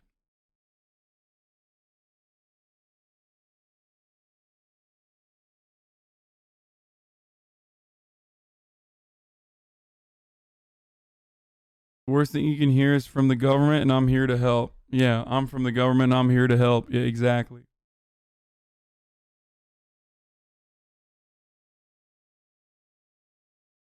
There's a statue of Reagan outside of the sporting goods store in my hometown. My dad salutes it every time he goes by. Oh my God. Fucking Hank Hill ass dad, dude.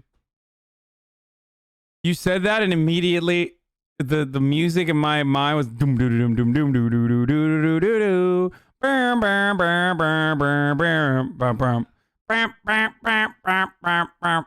Boom boom boom boom boom boom boom boom boom boom boom. Every time I walk by the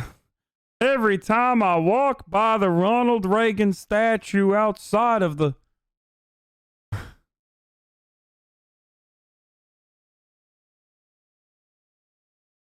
should listen to the Conan O'Brien Ronald Reagan Jr. podcast. So good. Wait, what?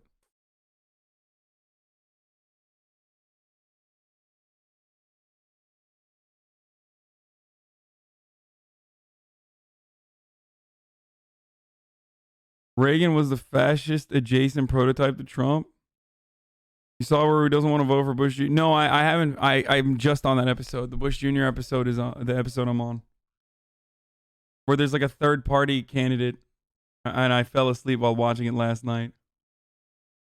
Only a matter of time for the libs turn around and call Trump an unorthodox but necessary step in democracy, quoting his brilliant rhetoric and ability to draw a crowd. I mean, I've already talked about this.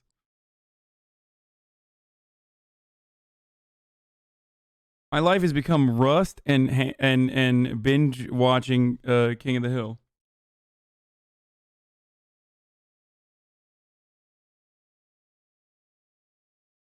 Anyway, Trump's ask and answer, ask and you shall receive. Remarkable and important for everyone to see. I want to bring in John Avlon, our senior political analyst.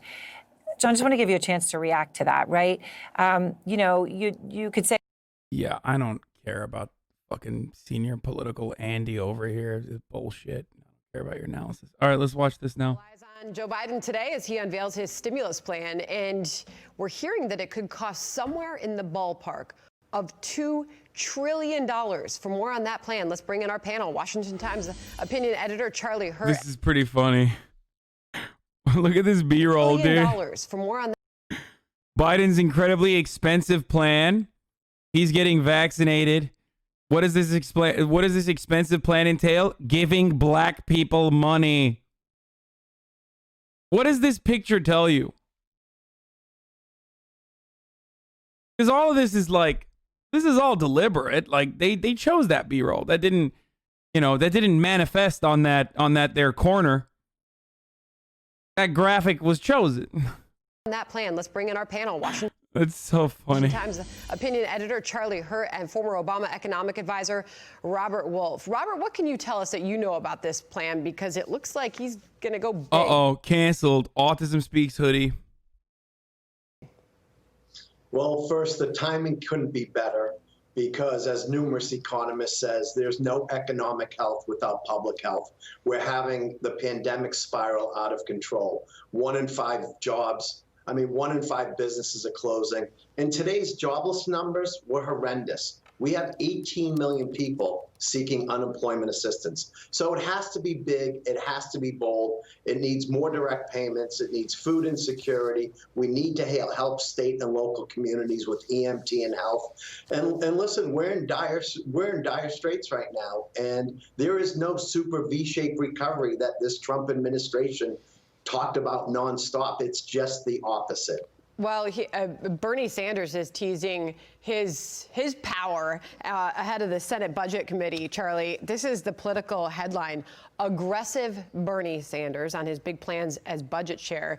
And he is really teasing his power and influence in this interview, saying, quote, I'm going to use reconciliation in an aggressive a way as I possibly can to address the terrible health and economic crises. I guess, like, if you say aggressive in that tone, like, you can make it seem like this 900-year-old Jewish man who just wants to give people healthcare in the middle of a fucking pandemic is scary.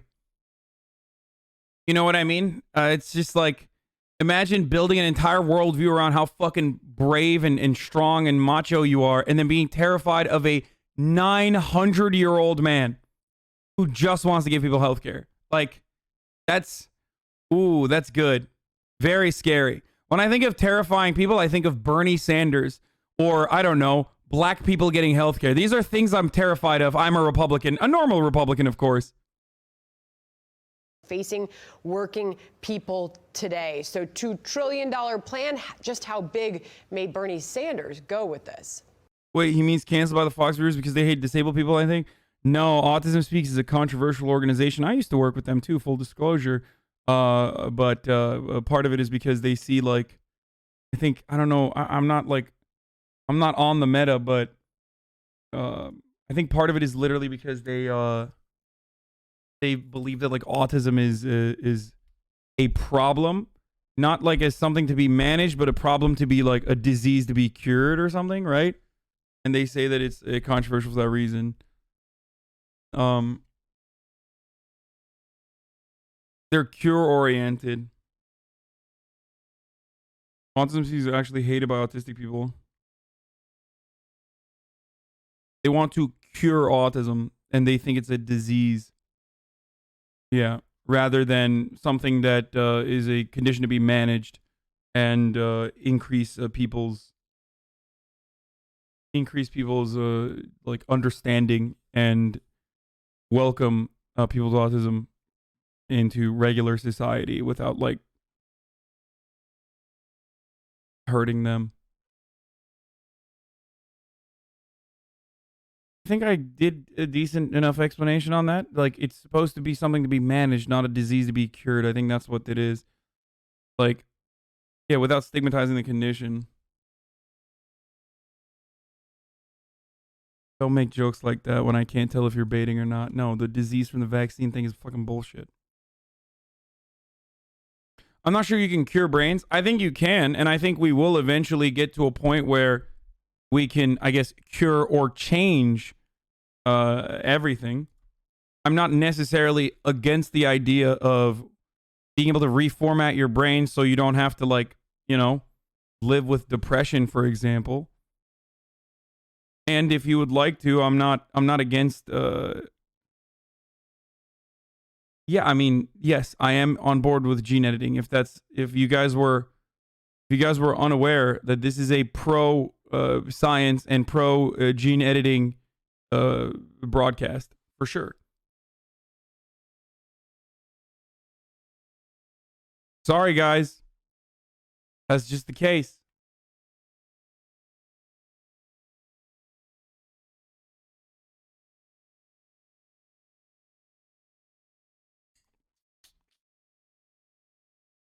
Autism Self-Advocacy Network is excellent. Shut the fuck up. Is there really it's really called Azan? Or are you joking? Azan? Buggo? Would you edit your head to be bigger if it was possible? Gene editing will only be accessible to rich people over a long enough time span. Rich people could literally become a different breed. Yeah, that's a separate socioeconomic problem, but we can't fucking stop science from advancing just because like poor people won't have access to it.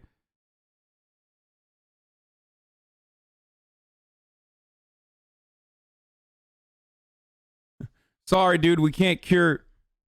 We can't make like HIV manageable because poor people won't have access to it. Is like a ridiculous take. You know what I mean? No, these are two separate issues. One issue, don't say get fucked poor people. No, those are two entirely separate issues.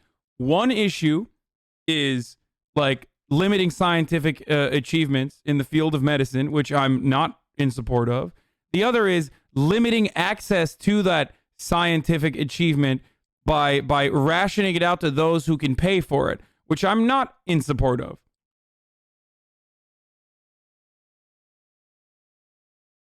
Like, but using the socioeconomic conditions as a cudgel to stand against scientific accomplishments is a really fucking dumb Luddite take. And I don't agree with it.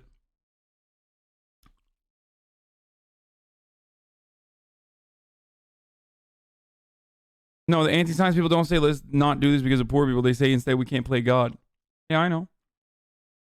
Can you see how that could become a problem ethically, though? Yeah. I can. I mean, that's a problem ethically. So is getting an abortion because you think that because you find out that your child is going to have a significant life-altering disability.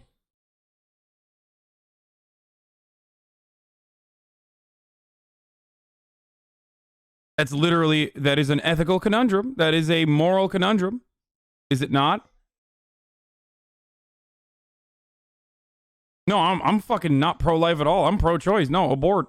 Abortable all day. Fuck yeah. Abort, euthanize, I don't give a shit. You can already do it somewhat with an in vitro fertilization. My mom did that to make sure my siblings didn't get Lee-Fraumeni syndrome, predisposition to a wide range of certain often rare cancers. This is due to a change mutation in a tumor suppressor gene known as TP53. Yeah. There's plenty of incredible utility for gene editing. And a lot of that revolves around straight up destroying genetic dispositions to certain disabilities or certain diseases. Cancer. Bitch, you want your children to have the Alzheimer's? I don't want my fucking children to have Alzheimer's. My grandparents, my grandmother has it. Like, I'm probably gonna have it. My parents are probably gonna have it. Do you think I want my children to have that shit? No. I have friends whose fucking parents have ALS. Like,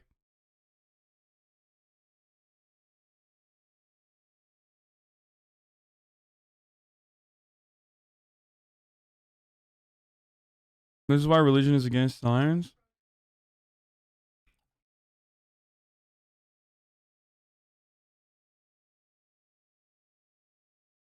More importantly than Alzheimer's and ALS, though,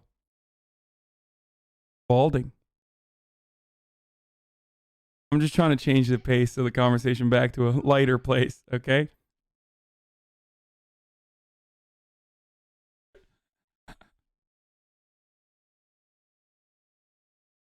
So we don't get stuck on a dark note there. Thinking about our meaningless existence. Bro, I have seen that emote. It's my favorite and one of my favorites.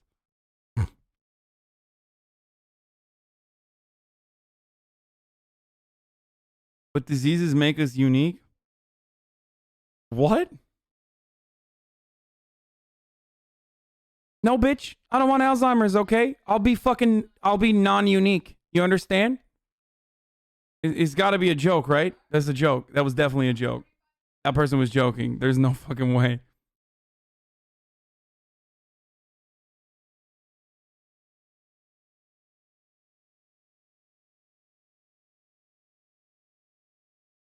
There's already a cure for balding. It's called feminizing HRT and underbite, and all men will be feminized. But I like being masculine. This is actually a legitimate, like, this is kind of a legitimate bargain that men over a certain age have to actually make. Like, some level of feminization is required if you want to, like, you have to literally limit, like, suppress DHT, a form of testosterone, in an effort to, one, make your prostate smaller so you get fucking prostate cancer, and two, to have luscious locks.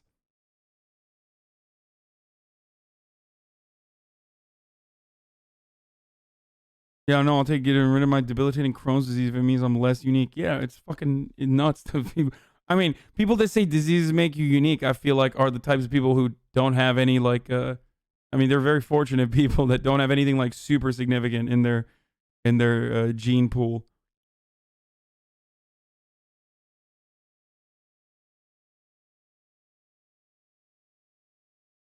Not disagreeing with the potential gene editing, but the technology isn't entirely perfected yet in the sense that its undesired effects are still possible. Yeah, of course. The science has to go a long way to go before we start eating away diseases. Certainly.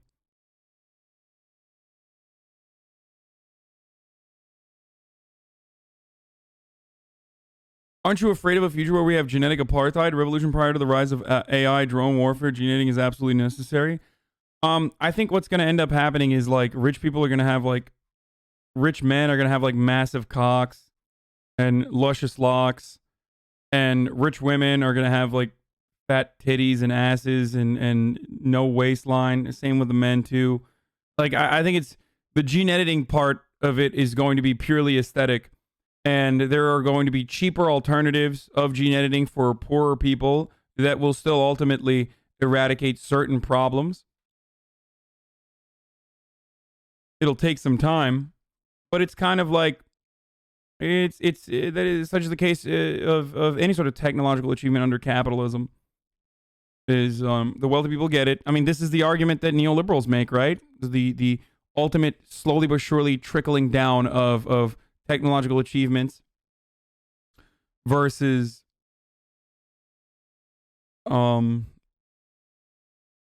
like everyone just getting access to it later down the line. Like, you don't have to be Magic Johnson now to deal with AIDS. But 20 years ago, you had to literally be Magic Johnson to deal with AIDS. You understand? Well, unless you fucking live in America, in which case you still literally need to be Magic Johnson. You're fucked. If you don't live in a social democracy, then you're Magic Johnson, or else you're fucked. But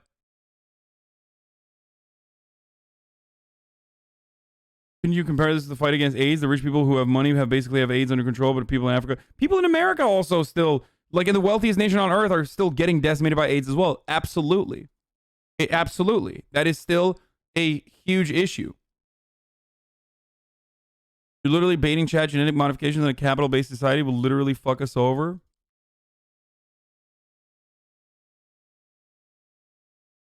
I legitimately don't understand what you're failing to see here. What I'm saying, most of the genetic modifications are going to be purely aesthetic. The ones that are like, in the first stage, genetic modification will, and is already happening, will be only available to the wealthy, even when it comes to altering your genes or gene editing so that you don't have like debilitating diseases or shit like that. But then later down the line, it's going to be something that is available to wealthy people, the aesthetic shit, and poorer people will have access to shittier versions of it. But that is entirely about the organization of the economy and not about technological achievement in general. And as far as like transhumanism and shit goes, like I love sci-fi. I grew up with this shit. I've dreamt about this my entire life. I don't really talk about it too much, but I'm fully on board with all of that. Even though the Elon Musk stuff scares the shit out of me. And we're nowhere near like brain altering as we are with like gene editing.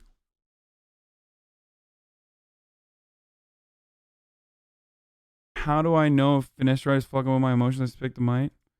I don't know, dude.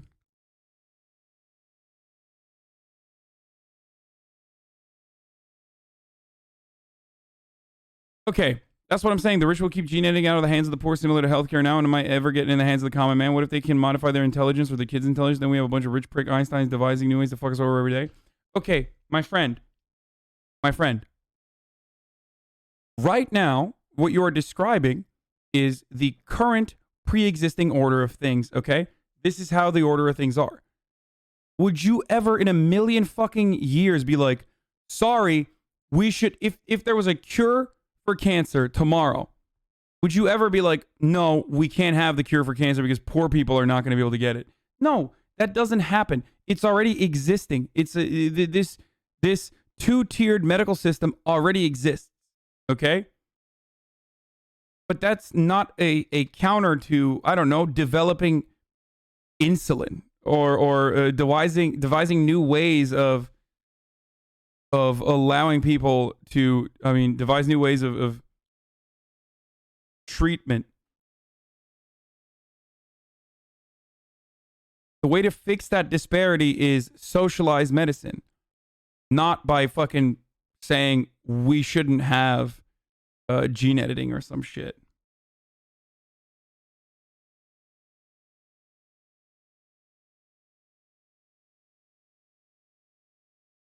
It's kind of like this. Why do most American working class people abhor or are fearful of AI and technological achievements that literally take away unfulfilling and labor-intensive menial tasks? Because that eliminates their job opportunities in those fields, right? Automation eliminates jobs that humans used to do. But that's not a problem with automation. That's a problem with capitalism. That's a problem with the way that wealth, that's a problem with the way that corporations work in this society. That's a problem with wealth distribution in this society. That's a problem with the profit margin, or rather the profits increasing alongside productivity increasing, whereas wages remaining stagnant. A worker today is, I don't know what the exact calculation is, but a worker today in this day and age is probably 20 times more productive than a worker 20 years ago or 40 years ago. You're on your phone. You have access to the internet nearly everywhere you go. That increases your productivity, even if you're doing like fucking office jobs or whatever. That increases your productivity tenfold. That means your profit, the corporation that you work for, is increasing their profits tenfold. And yet your wages are pretty much the fucking same and not adjusted to inflation even. That's because every new form of automation is used as a way to increase the profit margin for those who own stocks in the corporations, for those who actually own the capital itself.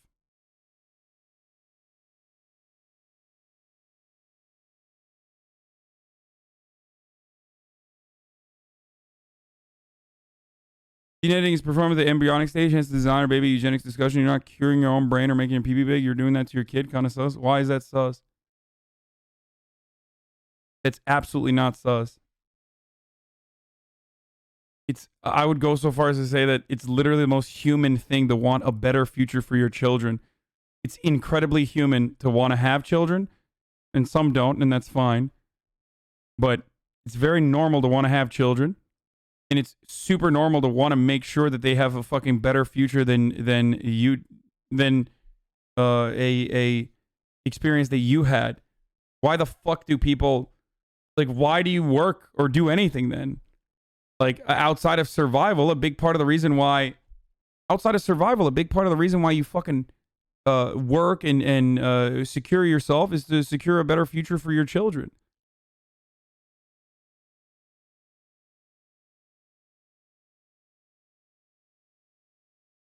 I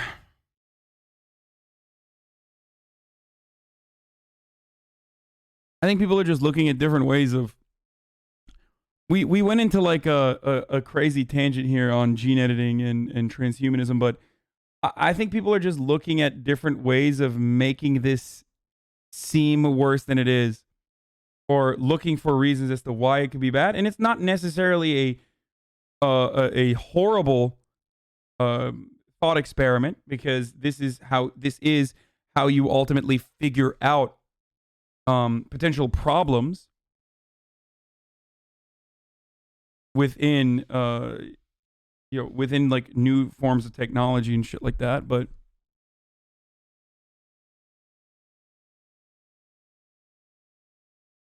gene editing is good. The first immortal has already been born. No.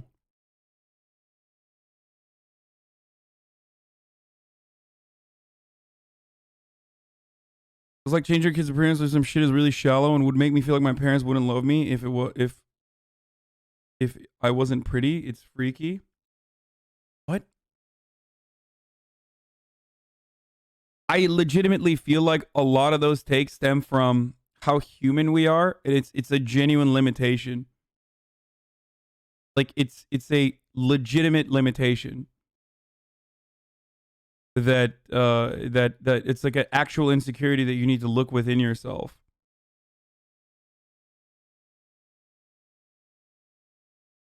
A lot of this stuff revolves around a lot of these takes quite literally revolve around our fear that, like, well, if you want to look for, I mean, even with Autism Speaks, like they are looking for a cure instead of like managing autism.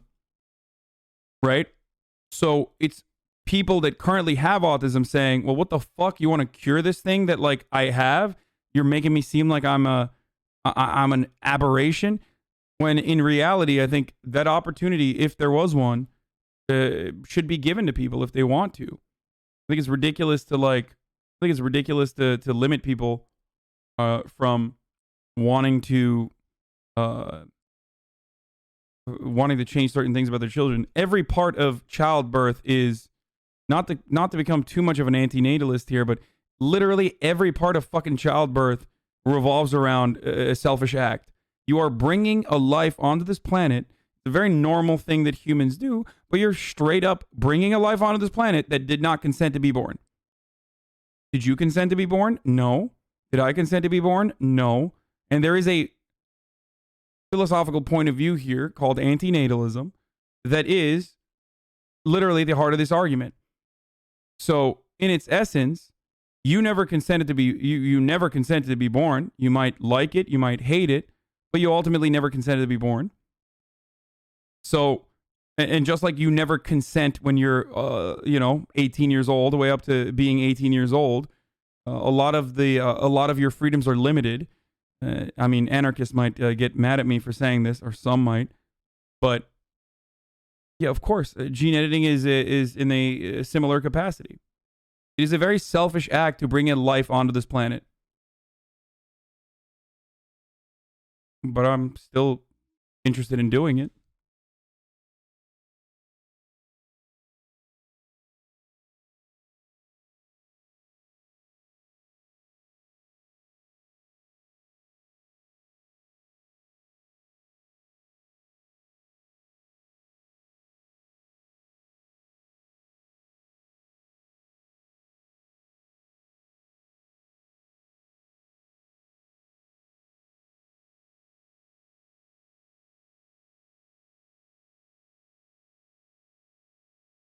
Anyway, let's move on from this. Yeah, well, this is the perennial problem with Washington, is that they believe that the federal government is the answer to all problems. Of course, it's not. In fact, it's usually part of the problem. Government is often part of the problem. One of the reasons that the economy is in such is so threatened right now is because of the government-mandated shutdowns around the country, which is a very bad, and you know why we're spending this time talking about impeachment, by the way, instead of dealing with some of those issues is sort of beyond me. But the idea that was a very alarming interview with Bernie Sanders. You know, the whole point of budget reconciliation. Bro, this is crazy. This is absolute madness.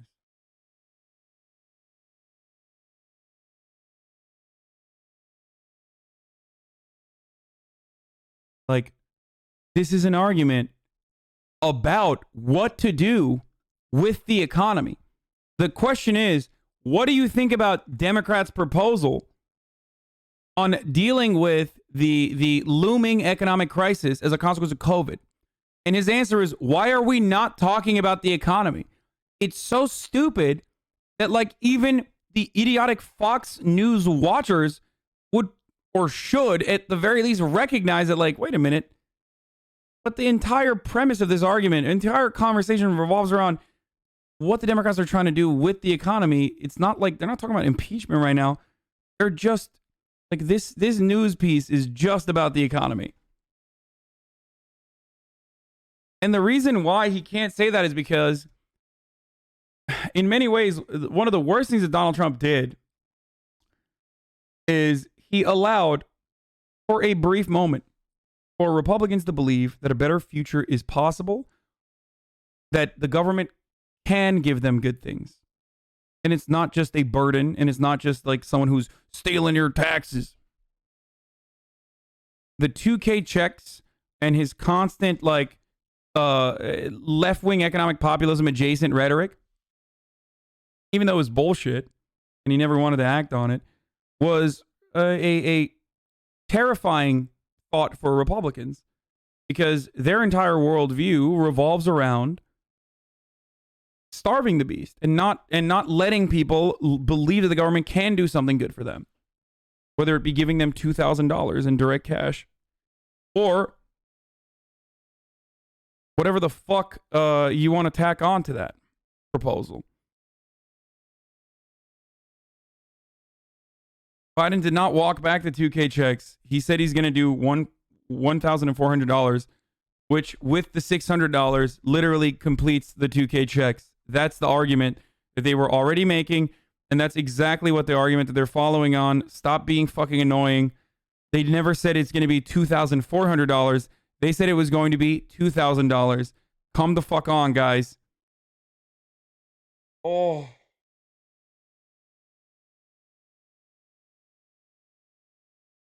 Is math hard? Like, or did I? Oh, they gave 600, not 400. Sorry, $2,600. Sorry, I did it wrong too.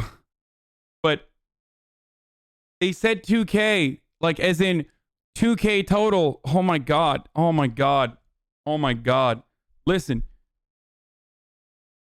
Do I believe personally that you deserve more than 2K? Abso-fucking-lutely. I do. Do I believe that $1,400 even or $2,000 even is not enough? Certainly. But it's so fucking dumb to just be like, oh, well, they promised 2K, but now they're just doing, you know, 1,400. It's like, dude, I wonder why they're doing 1,400. Maybe because the 600 was already agreed upon, and it was supposed to be a total of $2,000. Hopefully it'll be recurring. This looks bad for Democrats. Yeah, it looks bad for Democrats if you're a fucking moron, dude. I'm sorry. Like, and there's a lot of people apparently who are very frustrated with this. You can make an argument as to why the $2,000 is not enough, which is fine. But you can't say, they promised 2K and they're now only giving us 1,400. What? It's almost like it's additional on top of the 600 to complete it to $2,000. It only looks bad if you're fucking dumb. He said, if you elect Ossoff and Warnock, $2,000 checks are going out the door. Yes, but the 600 of that too. Oh my God, what is happening to my audience? Why? What have I done? What have I done? Where have I gone wrong? That like you guys are being so fucking. Are you being purposely obtuse? Like, is that what you're doing? Is that what you're doing? This is really the fucking argument that you're gonna make? Like a pure demonstration that you just like can't math. And I say this is, I'm like, I can't math either.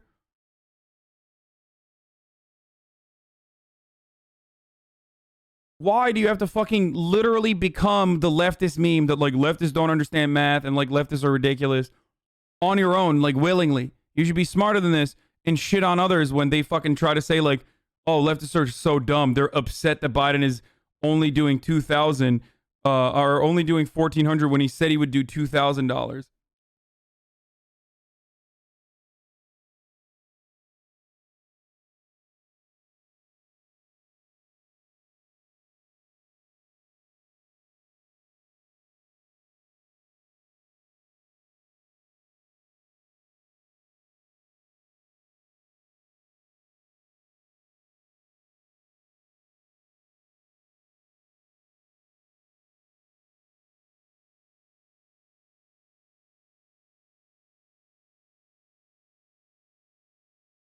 Do you think dependents will be included this time? It's supposed to be. It was originally in the 2K proposal. The 2K Cash Act proposal was a proposal that was going to increase the already existing $600 payments to $2,000. A $1,400 payment is literally a continuation of that original promise. If you're gonna fucking LARP as like an idiot, if you're gonna be a leftist, the least you can do is like straight up fucking recognize that you're being a dumbass on purpose.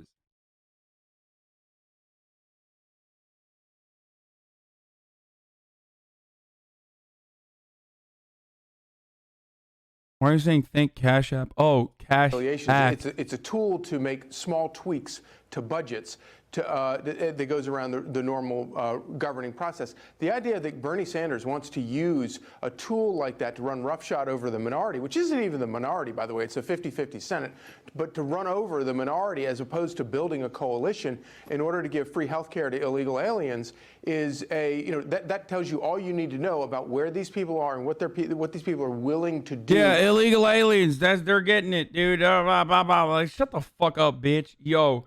That's what they're going to say. It's so stupid. Like, the argument is like, oh, they want to give... Oh, do you get fucking money? Well, black people get it too. Do you get fucking healthcare? Well, black and brown people get it too. Do you get money? Black people get it too. Was literally at the heart of like what Lee Atwater described as the continuation of the Southern strategy and a continuation of like basically being able to say the N-word without saying the N-word in public, okay? Oh, we got to cut welfare and entitlements. Because, blacks are getting them. And this is the same shit. Undocumented immigrants are getting these proposals too. Like, you're helping some bad poor people because we've created a world in which, like, those people are bad poor people and not just regular poor people. Okay?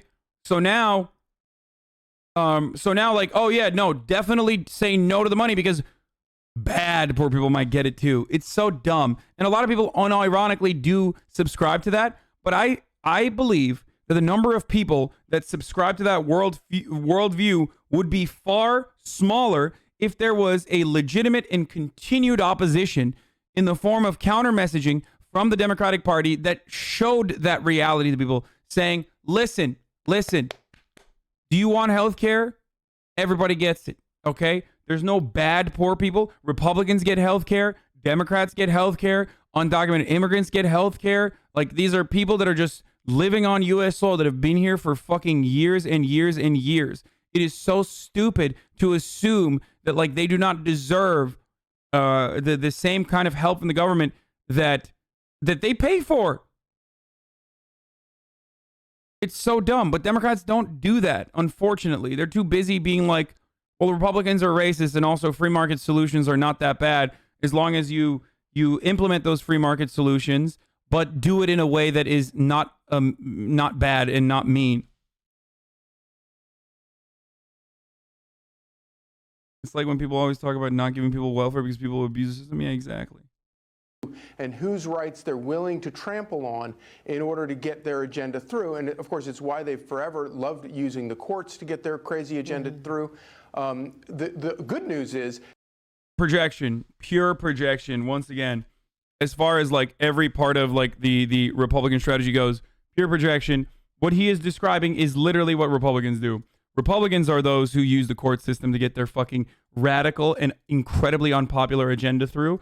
And that's precisely what they're doing. It's not the Democrats who do that, it's the Republicans. And that's why a big part of the Republican strategy is literally fucking stacking the courts, man. Like, that's what they do. Why is it that they want to stack the courts if it wasn't for the fact that they utilize the court system to push for their insane agenda?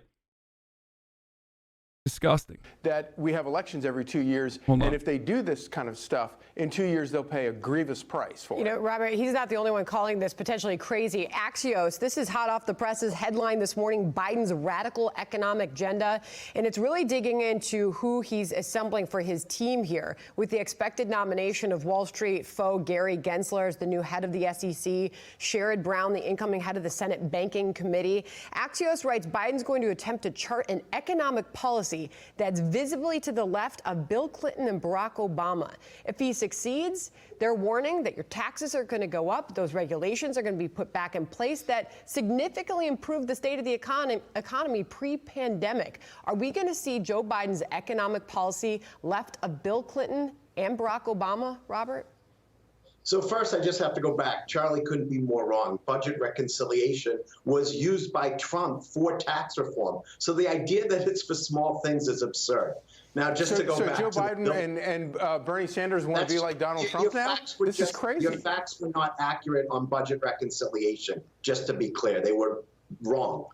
Trump used it for taxes. They were, though. But so just to be clear, what is budget reconciliation used for? Okay, answer the question. With respect, budget reconciliations used all the time.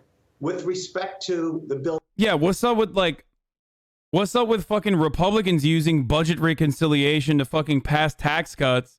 That's not like gigantic tax cuts. Or what's up with Republicans using budget reconciliation for literally whatever the fuck they want to? I didn't hear the rest of it. He got rolled. I'll run it back. But I just heard the budget reconciliation being used as a weapon. And it's so dumb. Like, Republicans literally only do that. More wrong. Budget reconciliation was used by Trump for tax reform. Oh, okay. Well, there it is. So the idea that it's for small things is absurd. Now, just to go back Joe to Biden and Bernie. I mean, that's the absolute fucking cumstered and dumpstered position. Like, that person should not have a job after that. Like, if you get owned that hard on fucking Fox News of all places by, like, a person who I assume is from Boston. He does sound like he's from Boston. You can't come back. But that's Washington Times. Of course, if you are a writer for the Washington Times, like, it's basically a jobs program for fucking losers. So, you know, you'll always find a way. Dude, my editors have gone crazy. What is this title, bro?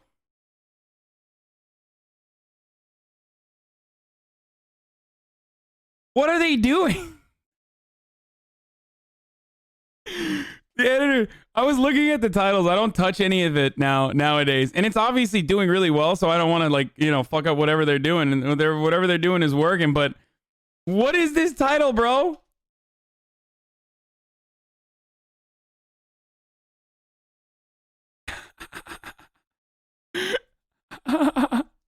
Hey, they're doing something right. I know, but that's not good for, that's just not good for SEO, is it?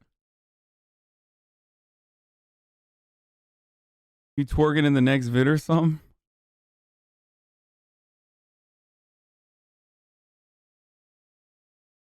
Look at those fast cuts, though. And they go hard. I have a surprise for you guys, too, by the way. I have a Rust video coming out.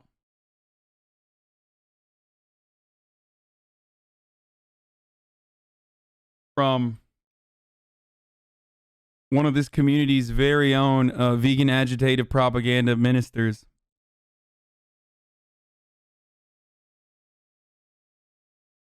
No, not a campaign video. Actually, someone I think made a campaign video, though. Where is it? Hold on. I just saw it in my DMs this morning earlier. I don't know where it is. They might have deleted it, maybe?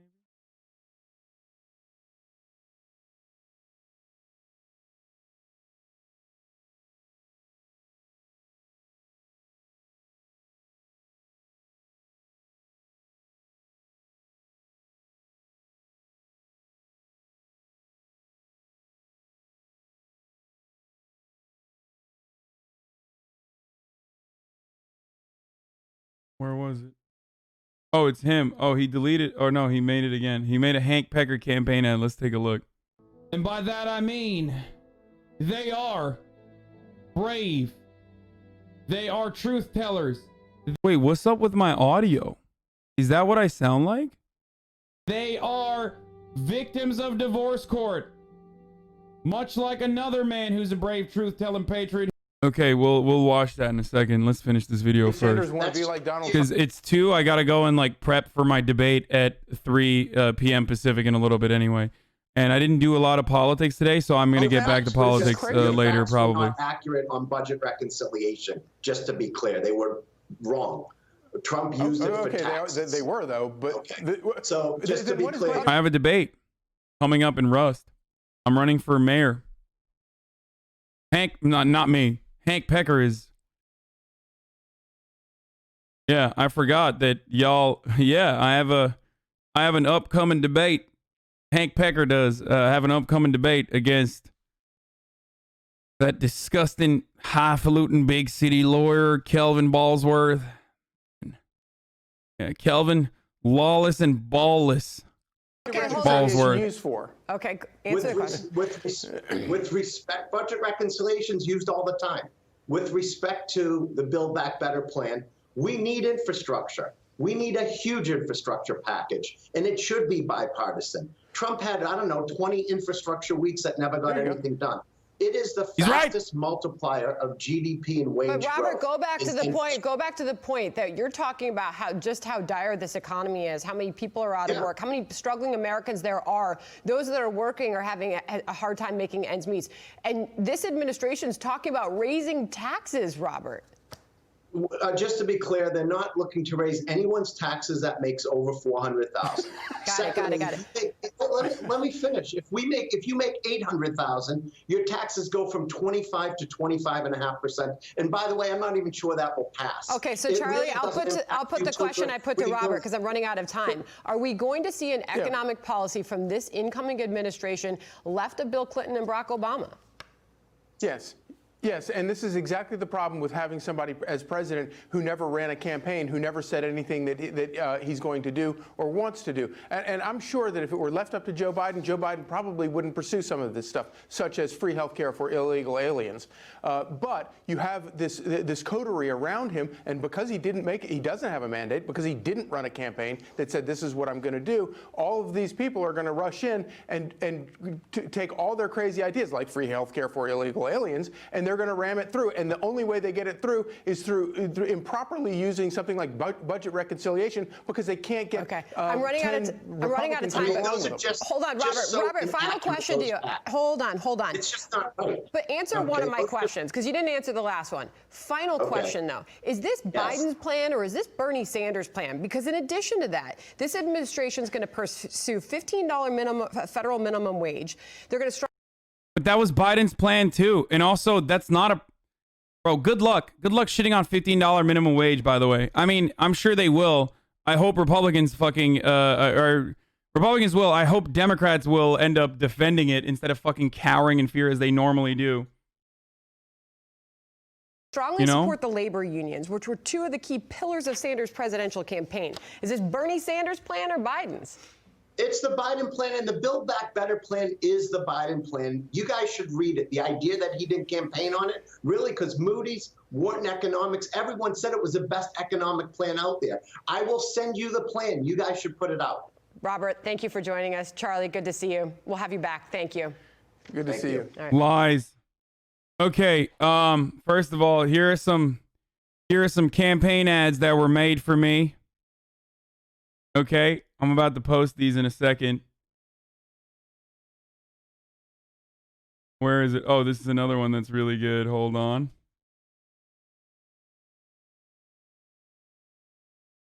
I'm saving these and posting these on my...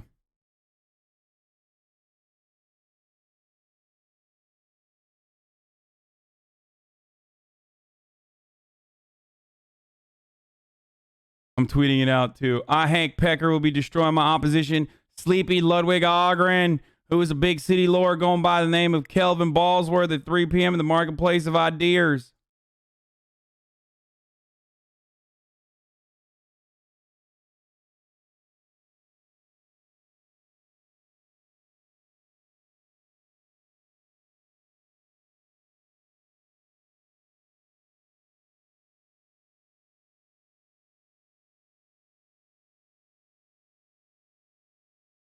Three p.m. PS3. Lazy Ludwig. Oh, I should say Lazy Ludwig Ogren. Ogren.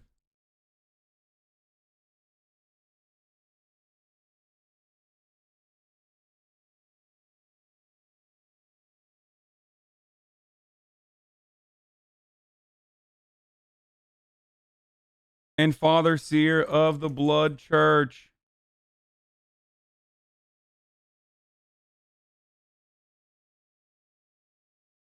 www.twitch.tv.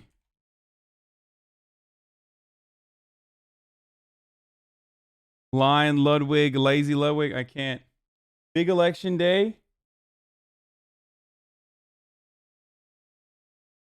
Oh no, Jacksepticeye is campaigning for him. Wow. I thought the press.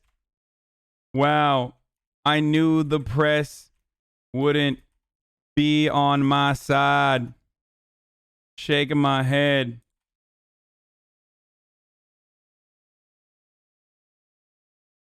Media biased. Biased media. Okay, oh shit, where is the fucking here, we'll watch the campaign ad right now.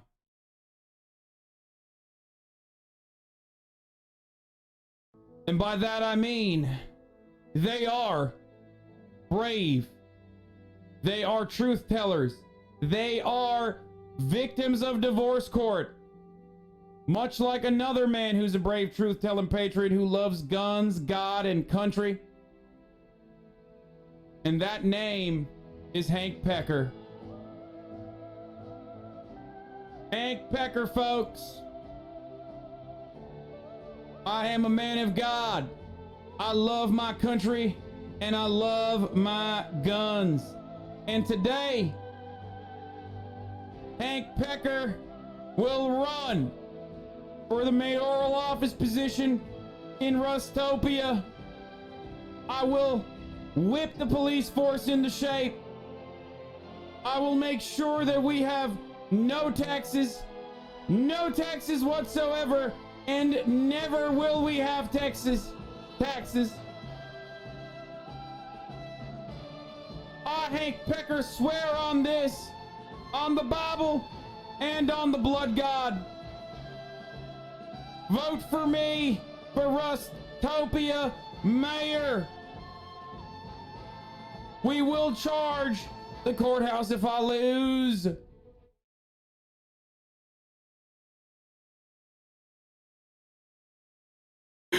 That's brilliant. Brilliant. Absolute legend, bro. Absolute legend. Okay, for those of you who are confused by all that shit, that's this is there's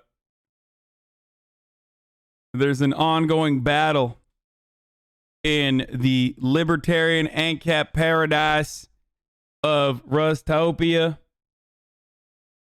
Have you made any alliances with any big groups? Well, I thought I had the votes of the J10 crew, but of course they turned on me. They turned on me, and now they're on board with that big city highfalutin lawyer, Kelvin Ballsworth. They're traitors to the cause. I hope you lose so we can have a stop the count arc. I literally, it got out of hand. Okay, before we get started, this straight up got out of hand because, like, I think good RP revolves around losing, right? I think good RP revolves around, like, being able to lose gracefully or in a funny manner because it's for content. And I originally was going to do it in that way.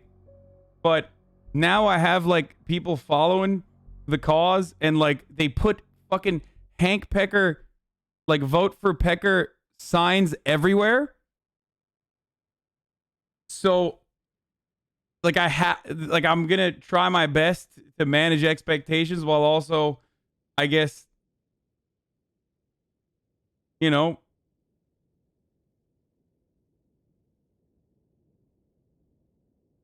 yeah, literally Trump, dude.